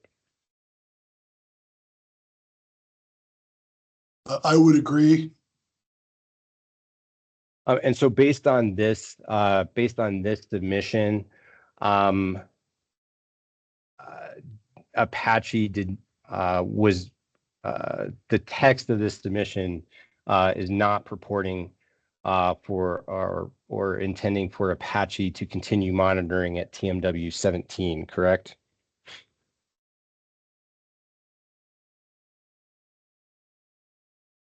That could be inferred. Thank you. Gonna move on to again in Apache Exhibit B, page 34 of 733. I draw your attention again to this disclaimer language presented by OCD. Do you understand that in Mr. Billings' responses, it was communicated to Apache that they were not relieved of liability should their operations fail to adequately investigate and remediate contamination? Yes. And would it also be reasonable to state that such a disclaimer would apply in the event that either Apache or OCD became aware of new information? Yes. Thank you. We'll move on to 168, pages 168 and 169. I'm going to try to fit this on this share screen. And so what I have here on page 168, Mr. Bowles, is this the groundwater flow map submitted in December of 2023 from Apache to OCD? It appears to be so, yes. And from December, and then let me scroll to the next. Is this next page, page 169 of Apache's exhibit, is this the same flow map from March of 2024? Yes. Did the groundwater flow directions change between the December flow map? I've gone back to page 168 and the March flow map on page 169. By change, are they going in a perfect 0 to 360 degree? No, they're slightly different. But generally out there, we've seen a south to southeast flow over all of the events that we've done. Okay, thank you for that, Mr. Bowles. Let me draw your attention specifically to TMW4 on page 168, the December flow map. Would you agree that that flow is generally north-northeast to south-southwest represented on this map? Generally, yes. Okay. Based on the data points, yeah. Thank you. And then in the March report, I'm not sure how to characterize this, but the the March report at TMW4 seems to indicate that the groundwater flow map is actually moving from TMW4 in a westerly, a easterly, and a southerly direction. Is that fair? That's what the map suggests, yes. Okay. Can you identify any reason that Apache knows that this flow direction changed between December of 2023 and March of 2024? I have a couple of theories, and one is human error. I had a consultant that was on the verge of going out of business. They might have been rushing their gauges. They may have written down their field notes incorrectly. I will agree this map looks awful. It doesn't look like any of the previous maps. So this one may be just chalked up to bad data. Or if they did measurements on 2 different days, if it was a 2-day mobilization, barometric pressure and things like that can change the aquifer, infiltration from rainfall. There's a lot of different things that could cause this one to appear like this.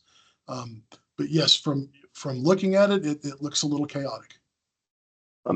Since that time in the March 2024 flow map, has Apache taken any further steps to investigate the specific change I've pointed out between December 23 and March 2024?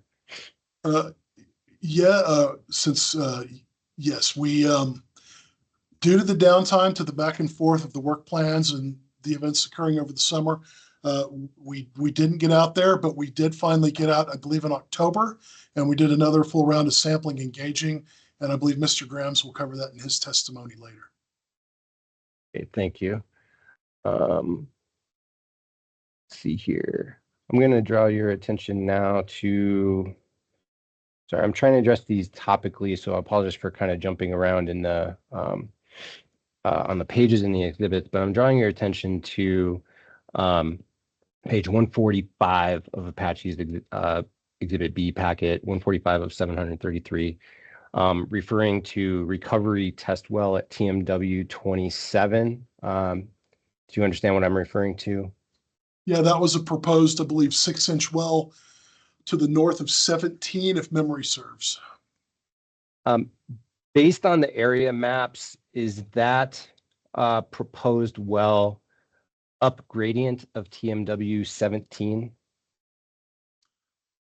It would have been up from 17, but down gradient of our, where we believe is our release location. So would have been in proximity. 17 would have been one of the wells we would have been gauging to see the radius of influence. So it would have been within, optimistically, a radius of influence. Okay, so TMW 27 then, as I understand what you're saying, would have identified contamination migrating from the original release point. Is that correct? That would have been the intention to, with that location was chosen based on that potential. But it would not have benefited in the form of identifying contamination if it was migrating down gradient from TMW 17, correct? I don't understand the question. It would necessarily, because of its location, not have identified if contamination was migrating down gradient from TMW 17. If the presumption is that 17 is the most elevated well, then the answer would be yes. Thank you. What is the distance between TMW 27 and TMW 17? I do not have that map in front of me, but I believe it was within 150 to 200 feet.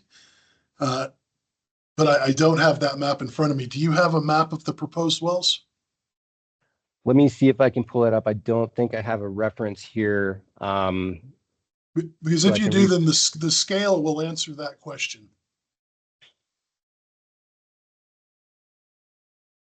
So according to OCD's referral to the map, we came up with the distance between the wells of approximately 300 feet.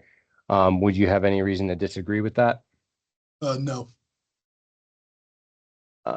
And would you agree that TMW 17 has the highest contamination sampled to date? That's correct. Yes. Okay.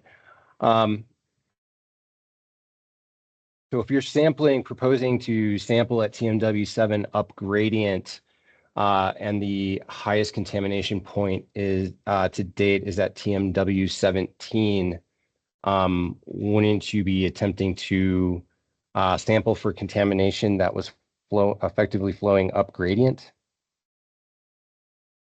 Okay, we've got to consider this in 3 dimensions. We're identifying a source near TMW 7 that migrates straight down through the earth to the aquifer and then drifts towards 17. So if we're looking for surface contamination around 17, where there are no flow lines and there are no produced water lines, then we're going to find soils that are clean. If we want to find the source, then we need to go where we think the source was and drill through that soil column to see if from the surface down it remains salty.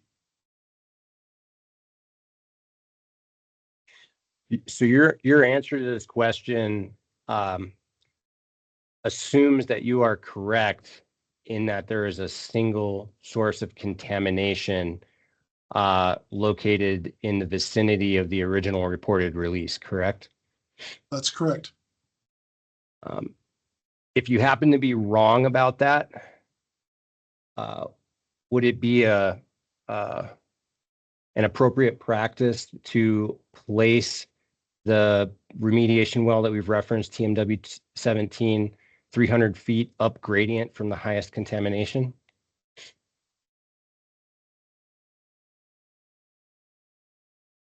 Again, I'm not following your line of questioning. Well, let's say you're investigating a new release and you have identified the highest point of contamination. Is it a common practice to place a remediation well, such as TMW 27, 300 feet up gradient from the highest contamination?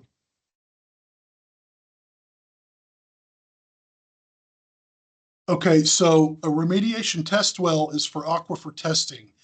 It has no relation to the concentrations of the contaminants. It is there to see what the porosity and the permeability of the aquifer is, so that a system can be developed and planned around engineered subsurface conditions.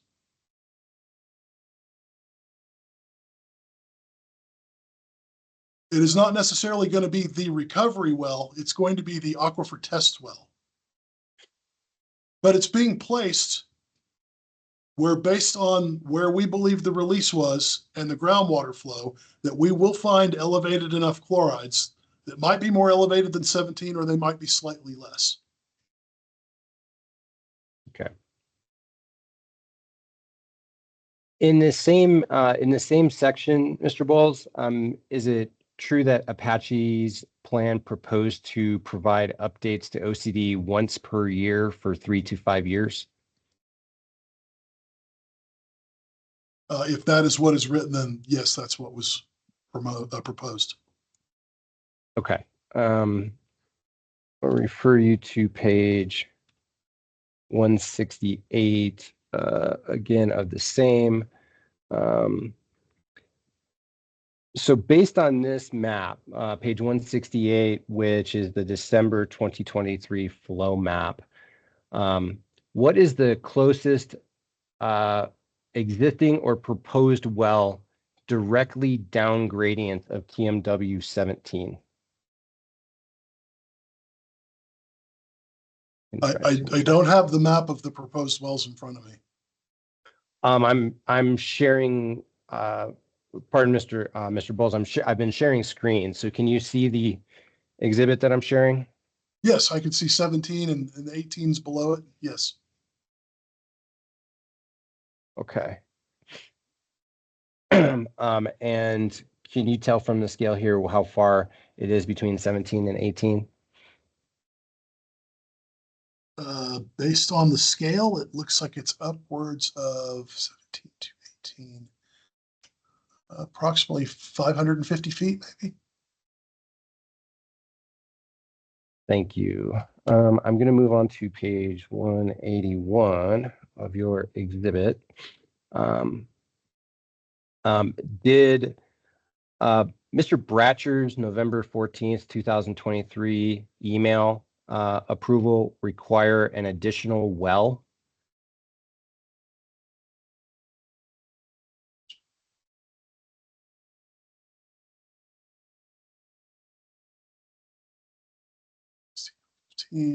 Yes, it did. Would you agree that the well described in Mr. Bratcher's condition is located between TMW 5 and would you agree that the well described in the condition between TMW 5 and TMW 15 ended up being TMW 17? Yes, that's correct. And we've already established that's the highest. Let's see. Would you agree that if OCD had not requested the additional well, Apache would not have identified the point of highest chloride contamination to date? Yes, and to add to that, we still might not have. It could be slightly to the south, but again, the highest concentration does not necessarily speed up the remedial process. Okay.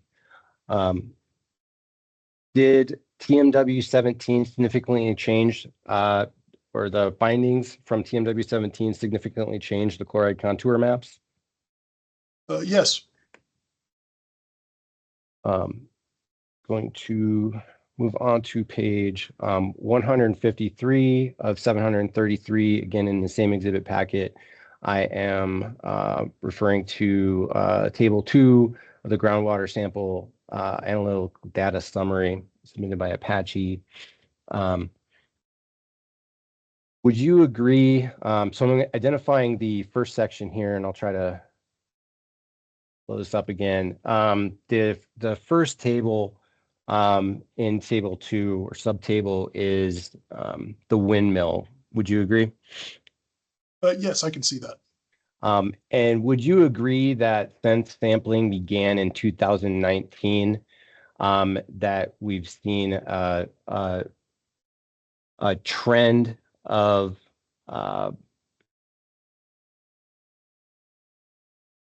higher chloride samples at the windmill over time?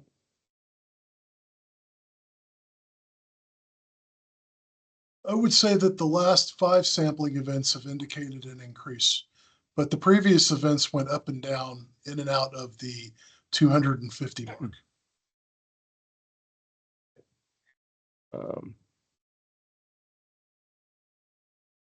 Thank you.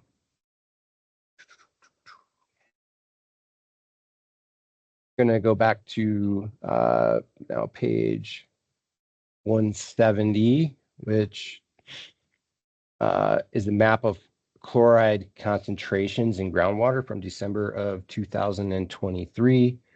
Mr. Bowles, based on the gradient maps, can you positively point to the source of elevated chlorides that are shown in TMW 13 up here in the upper right of the page? Can you expand that map slightly? I'm sorry. Sure, I'll attempt to here. So I'm zooming in on the upper right hand of the map and directing your attention to TMW 17, or sorry, TMW 13. So let me ask a different foundational question then. TMW 13 on this map, would you agree that it is located to the northeast of the originally identified source of the release or contamination that was reported in 2019? Yes. Yes. Okay. North or east, northeast. Yeah. And would you agree that based on the groundwater flow maps that we've previously discussed, that TMW 13 is up gradient from the previously reported source of chloride contamination? I would argue, depending on the gauging event, it could be considered cross gradient as well, but generally up gradient to cross gradient. Do you disagree with the groundwater flow maps that were prepared by, I believe it was Larson and Associates? No, I do not disagree with them. Okay. So, well, other than the March of 2024 that I mentioned might have been field error. and then that's when we were referring to the multi-directional flow indicated at TMW4. Is that what you're referring Yes. to? Okay. Yes. So would you agree that on this map, what I'm sharing on screen, that this red highlighted area is what was identified in 2019 as the original release and flow path of the produced water? Yes, the red mark indicates where soils were excavated. Okay, thank you. So the original release was over here And so I'm asking you about TMW 13. Let me scroll out, pardon. We have the scale here. How far is it from TMW 17, or sorry, TMW 7 to TMW 13 approximately? It's like about 300 feet. So when you look at this map, Mr. Bowles, can you plausibly tell us what the source of the elevated TDS or chloride? Mr. Tremaine, you were covering your microphone. Can you please start your question over? My apologies. Mr. Bowles, so based on this map, when you look at this map, can you please can you tell us whether or not you can plausibly identify the source of the contamination that is represented in the elevated TDS and or chlorides that were sampled at TMW 13? Again, we've identified the one area as the one potential source for both of these releases at that junction box. Any variances in groundwater flow direction that have occurred prior to our investigation might cause the plume to spread wide as it moves laterally with the flow. So TMW 13 does not cause me too much concern, knowing that 22 and 12 above it do not have significant chloride concentrations. Although 12 is above the New Mexico level, it's under 500. So I believe our proposal, we're going to install a monitoring well between 12 and 22 to address that and see if that's just the perimeter of the chloride contamination. Okay. So as I understand your testimony, I believe you are saying that you believe it is possible that the 2009 release is responsible for this elevated chloride level at TMW 13 as measured in December 2023. Is that correct? It's entirely probable, yes. Turn your microphone on. Sorry. I was just objecting there to the form. I think you said 2009. Perhaps you meant 2019, Mr. Tremaine. I did mean 2019. Again, I apologize. I'm probably mumbling. Thank you for bearing with me. Yes, so the event occurred, the initial reported release occurred in 2019. So I'm trying to clarify that it was Mr. Bowles' testimony that the elevated samples in 2023 at TMW 13 were potentially, in his opinion, caused by the initial reported release from 2019. With that clarification, does that change your? Go ahead. Sorry, that's not my response. My response is the elevated chlorides in 13 are potentially from a release never discovered from the junction box, where also the second release surfaced from. So is it your belief that there are more than one releases represented on this map? From the exact same location, yes. From multiple locations, no. So, okay. So you believe yes, please explain. So, okay, if produced water is dripping from the bottom of a pipe and not surfacing, and it's going through the subsurface, you don't know which layers are causing that to shift one way or another, or if it's porous all the way down. So you could have a subsurface where it moves one way and it falls, and it moves another and it falls. And so unless you're sampling at the source and perhaps the dip of one of the upper beds caused that release to move towards 13, then where it found passage down to the aquifer. That's an inferment. We don't know because we don't have any geologic data between the two. But again, so not from the 2019 release, from the suspected release that occurred long-term prior to that. Okay, and am I understanding you correctly that you believe that to be from the same location as the 2019 reported release? We do. We don't have any other sections of pipe where we've had any suspected failures that have surfaced. So that seems to be the ideal candidate. And can you reasonably identify whether that release may have occurred prior to or since the 2019 release? No, it would have been prior to 2019. So we're talking about this, I believe, I don't want to paraphrase you here and get this wrong, but I believe you had indicated it was hundreds of feet away from TMW 7 to TMW 13. So if we're looking at this elevated level in December of 2023 at TMW 13 and at TMW 17, for example, that we've already discussed, and with the additional foundation that Apache believes that the source of the contamination is from the same general area as the 2019 release. Has Apache calculated how much produced water it would have taken to impact the area that is depicted as impacted at groundwater level on this map? No. Okay. I'm nearing the end here, Mr. Bowles. Please bear with me here. No worries. No worries.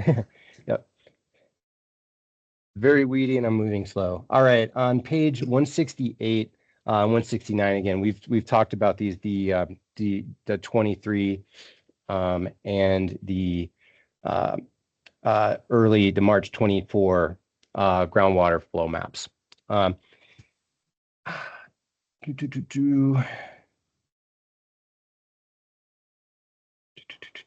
Actually, pardon me, strike that. We've already covered that. I had a repetitive question. Thank you. Want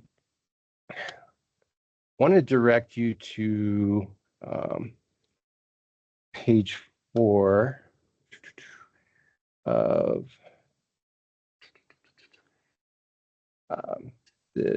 in the statement of the case. All right, bear with me.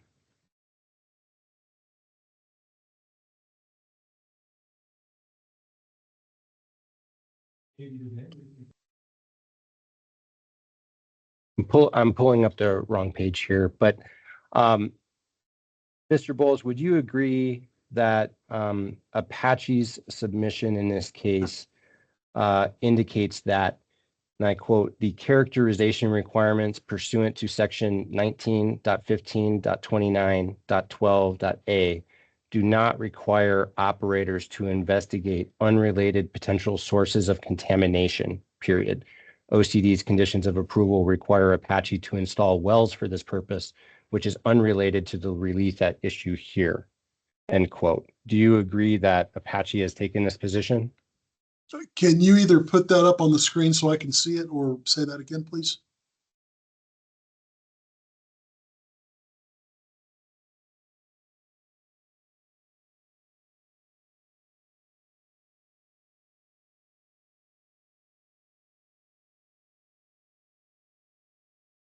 I'm trying to, for some reason, I've lost it in the document here. Pardon.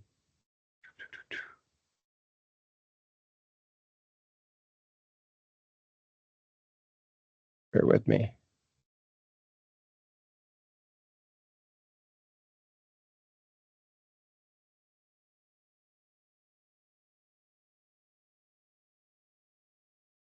Got a page number wrong here.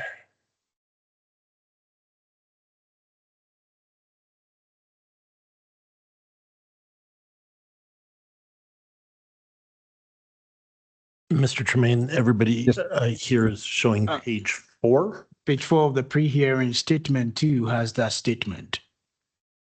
Thank you. Your microphone, Mr. Wallenberg. I apologize. I would interject an objection that to the extent this calls for a legal conclusion, that Apache would object. Well, I'll tell you what, the quote, I can move on actually even without the quote. So Mr. Bowles, would you acknowledge that Apache is required to remediate all releases under Part 29 of the New Mexico Administrative Code 19.15.29? Object to the extent it calls for a legal conclusion. I think that Mr. Bull has testified to the extent that he's responsible for and oversees remediation and understood it was a requirement to remediate releases. I don't think that that's a legal conclusion, but I can ask the question more generally. I would ask the question more generally, Mr. Tremaine. Mr. Bull, do you agree that Apache is expected to and required to remediate all releases? Yes. Okay. And if there are more than one releases in a given area, is it your understanding that Apache is required to notify OCD of each and every qualifying release? If the release is known, yes. Okay. Earlier in your testimony, you had indicated that the contamination at TMW 13 may have come from a different release in the same location. Is that correct? It's probable. Okay. Did Apache file any reports notifying OCD of a second release occurring in the area? As I stated before, we didn't know of any. It's suspect. We wish to investigate it with soil boring. Thank you. And with that, Mr. Bull, I really appreciate your time. I don't believe I have any further questions for you.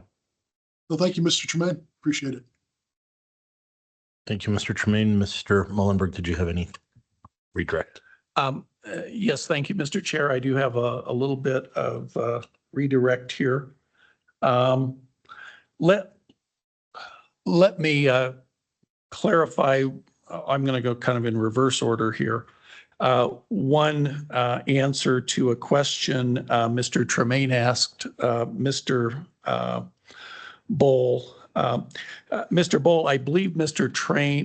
Tremaine asked you if Apache was required to remediate all releases without qualification, and I'm wondering if on reflection you might have any qualifications to your answer, particularly with regard to who's responsible for a particular release. Oh, right. So yeah, a release maybe occurring on our lease by another operator would be that other operator's responsibility.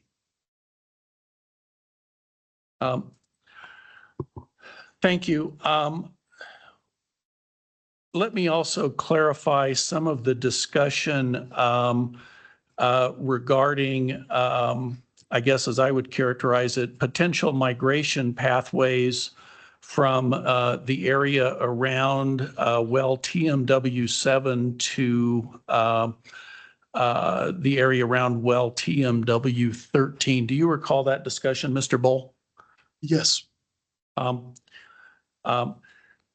Could you summarize for us how there might be potential migration pathways from a release in the vicinity of well TMW7 to the release or to the location of well TMW13, considering the groundwater elevations and other information there?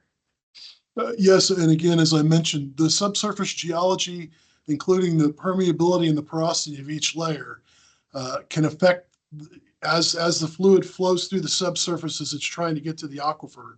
It's not always just a straight down, like not necessarily always just like a column. And we've seen this in dry cleaner releases where the the heavier DNAPLs will, I wish I had a chalkboard, but they'll hit a confining layer and they'll move laterally until they find more porous, and they'll move down. And where you have caliche layers here, you have pretty tight permeability and porosity. So if those fluids hit the caliche, they envelop it and then they move, and then they find more porous soils, then that is one way for a spill that occurred over here at A to be in the groundwater over at location B.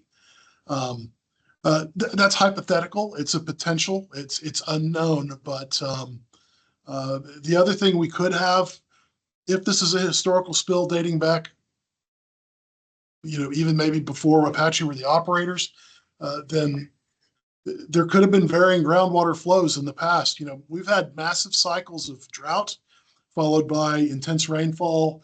And out here, that really does affect aquifer flow on those massive seasonal shifts. So the answer is I don't know, but there are explanations. Is there any data available that you're aware of that could be used to assess changes in groundwater flow direction in this area prior to 2019? Possibly, but I would need to lean on, I don't want to put Mr. Baker on the spot, but he may have more knowledge about groundwater flow in that area. He was a consultant in the Hobbs area for several years prior to Apache, and he may have worked on some of these projects or know folks that would have that knowledge. Thank you. And just again to remind the commission, you're saying that there are some information gaps in this area, and that Apache's has proposed one or more soil borings to try to find some answers to the remaining questions? That's correct. The last thing, do you recall Mr. Tremaine's questions to you regarding the March 27 groundwater report? I believe it's Exhibit B2 regarding the statement that Apache would monitor wells TMW 1 through 10 as opposed to TMW 1 through 24? I did, and I reviewed that report, so that's on me for missing that typo. Do I recall correctly that in your testimony you talked about a series of communications following very quickly after that report, I believe in April of 2024? Yes, I can't recall the exact time, but I believe Bruce and I had a conference call with NMOCD over the next proposal. We discussed where the gaps were, and they were mostly on the perimeter. And we wrote that proposal up based on the verbal conversation. During those discussions, do you recall the division staff engaged in those discussions raising a significant concern about the limitation of further groundwater monitoring to only wells TMW 1 through 10? No.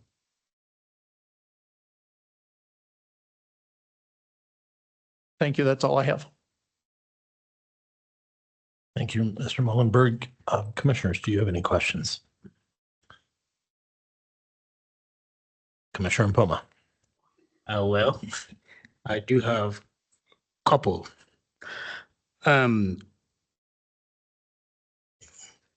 you for being here today. My first question to you is, what measures were taken to understand the extent of the migration of the release prior to reporting to OCD? The 2019 release? Yeah, the first release. Yes. Yeah, the commission was notified. And again, this is probably a question for Mr. Larry Baker. He was the project manager overseeing the soil cleanup. So he would have done the reporting, and I know he did do the reporting. Yeah, and when I ask the question and someone else can answer, just let me know. So thank you for that. Yeah, No worries. Okay. So then definitely, Mr. Baker can also respond to what information went into the delineation. Or can you respond to that? If you're referring to soil or groundwater, those would be two different things. Bruce did the soil delineation, and we're still currently finalizing the groundwater delineation. Okay.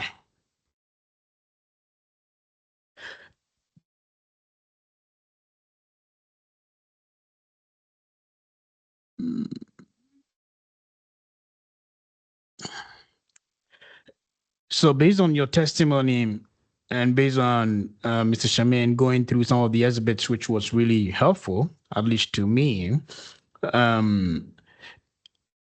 as of now, you do have monitoring wells, about 24 monitoring wells. And each of these monitoring wells, looking at March report, 2024 report, most of these wells do have elevated chlorides. Is that correct? Most of these wells have elevated chlorides. There are a handful that just slightly exceed the NMOCD cleanup standard. And again, could be construed as more elevated background. But in general, we have a plume that has basically a hot center and a warm middle, and it cools off around the edges, which is indicative of a pretty good delineation of a plume considering the contaminant level that is in the middle. So, based on your testimony, you were saying that if Apache is to more or less follow the conditions that has been provided by NMOCD, you'll be required to drill about 40 total monitoring wells. Is that correct? Yes, the first response, there was a supplementary response that came in, I think, yesterday, which would push that number even higher. Okay. So do you have a map to show the commission Apache's plan and then that of NMOCD's plan? Do you have a map to show us? I do not. I believe Mr. Graham's testimony is going to cover that. Okay, so that will come in later. Okay. Yes, sir.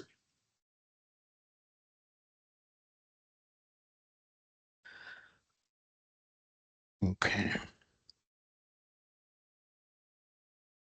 Okay.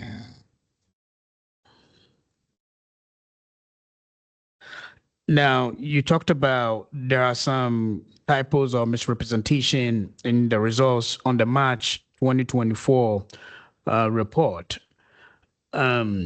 So if there were such inconsistencies in that report, did Apache repeat that results or that sampling, or let's say that results, and updated that to NMOCD? No, we did not resample the water. I felt the samples were probably representative, but I think the gauging data looked off. And again, the typo in the bottom we've already covered was to extend quarterly sampling through all of the wells on location, including the windmill.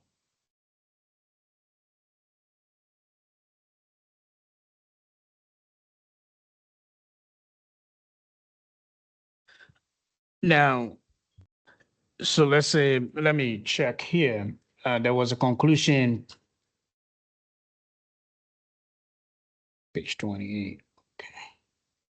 So there was a conclusion that even with the March report, the March 2024 report, if you look at the exterior wells, so looking at 23, TMW 23, TMW 4, 24, and even the ones at the upper, the northern sections where all more or less do have some elevated chlorides in there.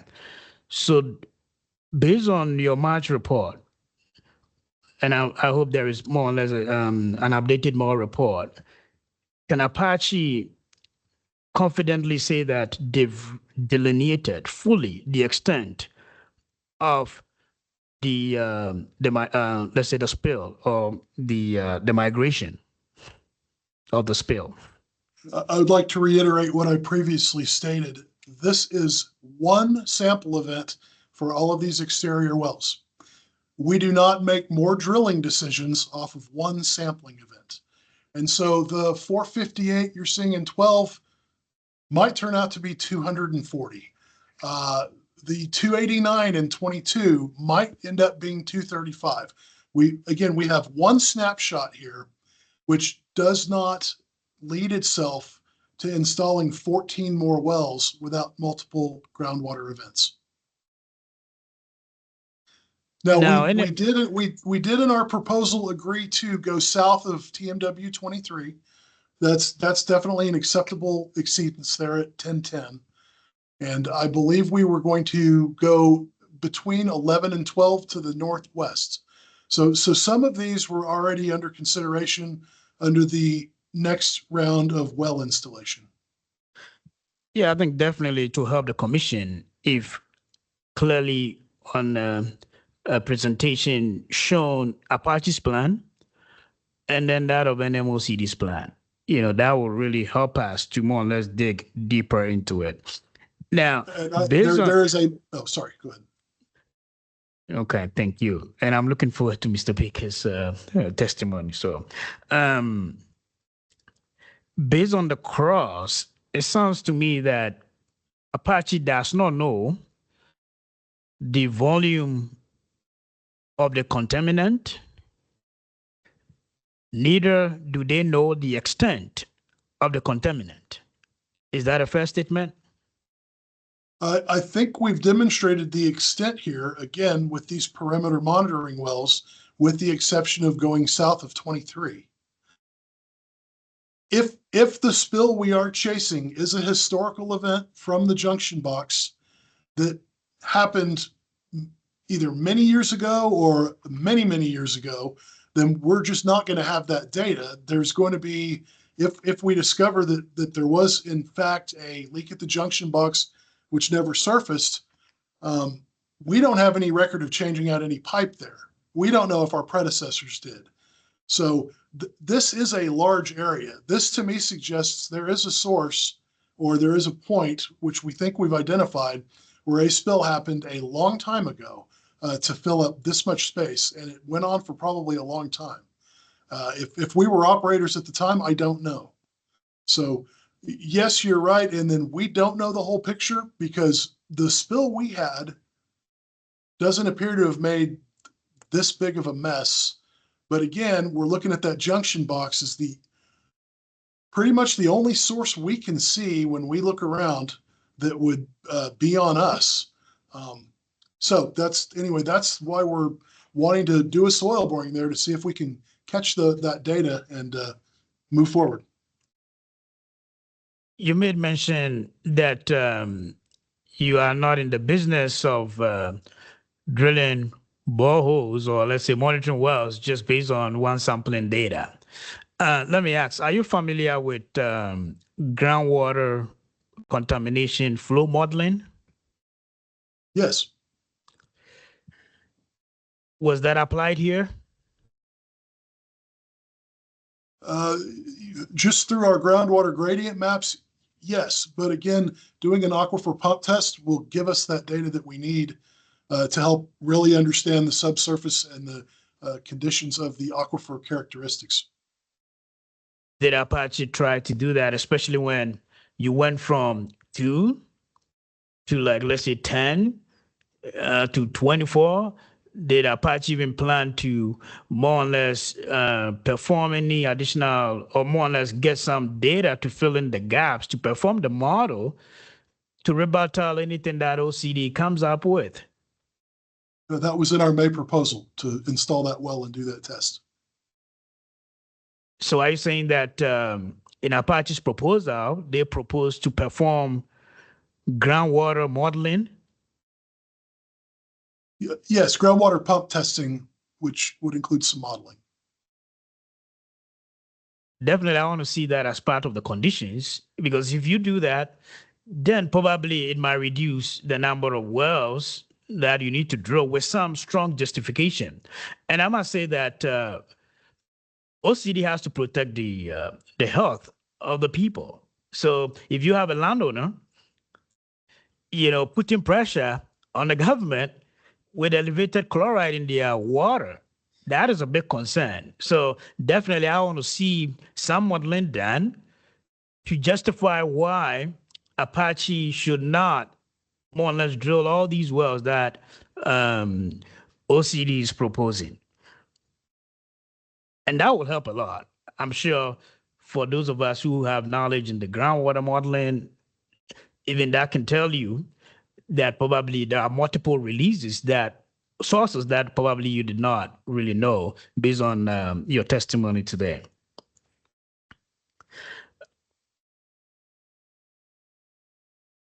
Commissioner Mpoma, was that a question or a statement? No, the last one was a statement. Okay. Yeah, just to support that a groundwater modeling needed to have been performed. Because I do see that this is just a trial and error system that is being conducted here. But if we do groundwater modeling, then definitely that could have solved most of these concerns that OCD and even the landowner do have. And I don't see that here. So it's really difficult. But definitely I'm waiting for the testimony where you compare NMOCD's proposal and Apache's proposal. And we can more or less use science to see which one is the best. Thank you. Okay. Any more questions for Mr. Bolt from you? No. No. Excellent. Commissioner Blue. Thank you, Mr. Chair. Dr. Ampoma asked all my questions and more. No further questions. Thank you. Excellent. Thank you. Mr. Bull, I do have, and thank you for being with us today and for your testimony. Appreciate it. I do have just two real questions. One, and forgive me, we keep mentioning the windmill. What is this windmill being used for? The windmill is being used strictly for cattle consumption. There are published limits on what cattle can consume. Okay. We can share those if you like. The levels we've seen at the windmill are well within published standards for healthy cows And so far. do you have that number? Just what do they say for cattle these days? It's under 1,000 chlorides, or maybe it's TDS. 1 to 3,000 can cause cattle to stop putting on weight. Anything over 3,000, things need to happen. So currently, the water being sampled from the windmill has fallen within the U.S. agricultural guidelines for it's considered fresh enough for cattle to drink. Okay. Thank you. I appreciate that. I don't have an exhibit on that, but we can create one if we need to very easily online. I think it would be okay unless someone has a question further on. For me, it's okay for the time being. Thank you for that information. My second question is, when Mr. Tremaine was showing you, it is on page 170 of the 733. It is the relief map that we have there. He was asking you about potential second releases. And your statement was from the exact location, yes, a second release or more, right? Your statement was yes for that exact location, but for multiple locations, no. Can you kind of elaborate on that? And I apologize, I don't have all the wording that was said at that moment. I just was trying to write real quickly. And this may be a question Mr. Baker can answer as well. Okay. But as long as we have been at Apache, we've responded, I believe, to the one release that was affected all this soil here. No others in the general field that I'm aware of. Maybe there was a couple of small wellhead leaks, but nothing that would suggest a plume of this size. And when you do work in the oil field, again, you always see corrosion at elbows, because that's where the turn is made and the corrosion and the erosion happens. That's our nearest elbow to all of this. And so just logistically, if there are no other smoking guns, that's the one area that likely needs to be investigated. But again, a subsurface box full of piping. And, okay. That's what's there. Everything else is buried and never surfaced. Okay, I appreciate that. So you're saying the macro and all of the surrounding region, it's a no, we don't know. But for that exact location, there could be a possibility of multiple releases. Yes. Okay, Awesome. Thank you. That was the only question that I had. Any other questions for Mr. Bull? Anybody? Okay, Mr. Bull, thank you for your testimony. I did Thank you. realize Mr. Mullenberger said he will stick around, correct, Mr. Mullenberger? Yes, If you'll, I'll be. okay, excellent. Sorry. Thank you. So, Yes, well, Mr. Chair. no problem. We'll potentially see you later on. We appreciate it. This is a good stopping point for possibly lunch.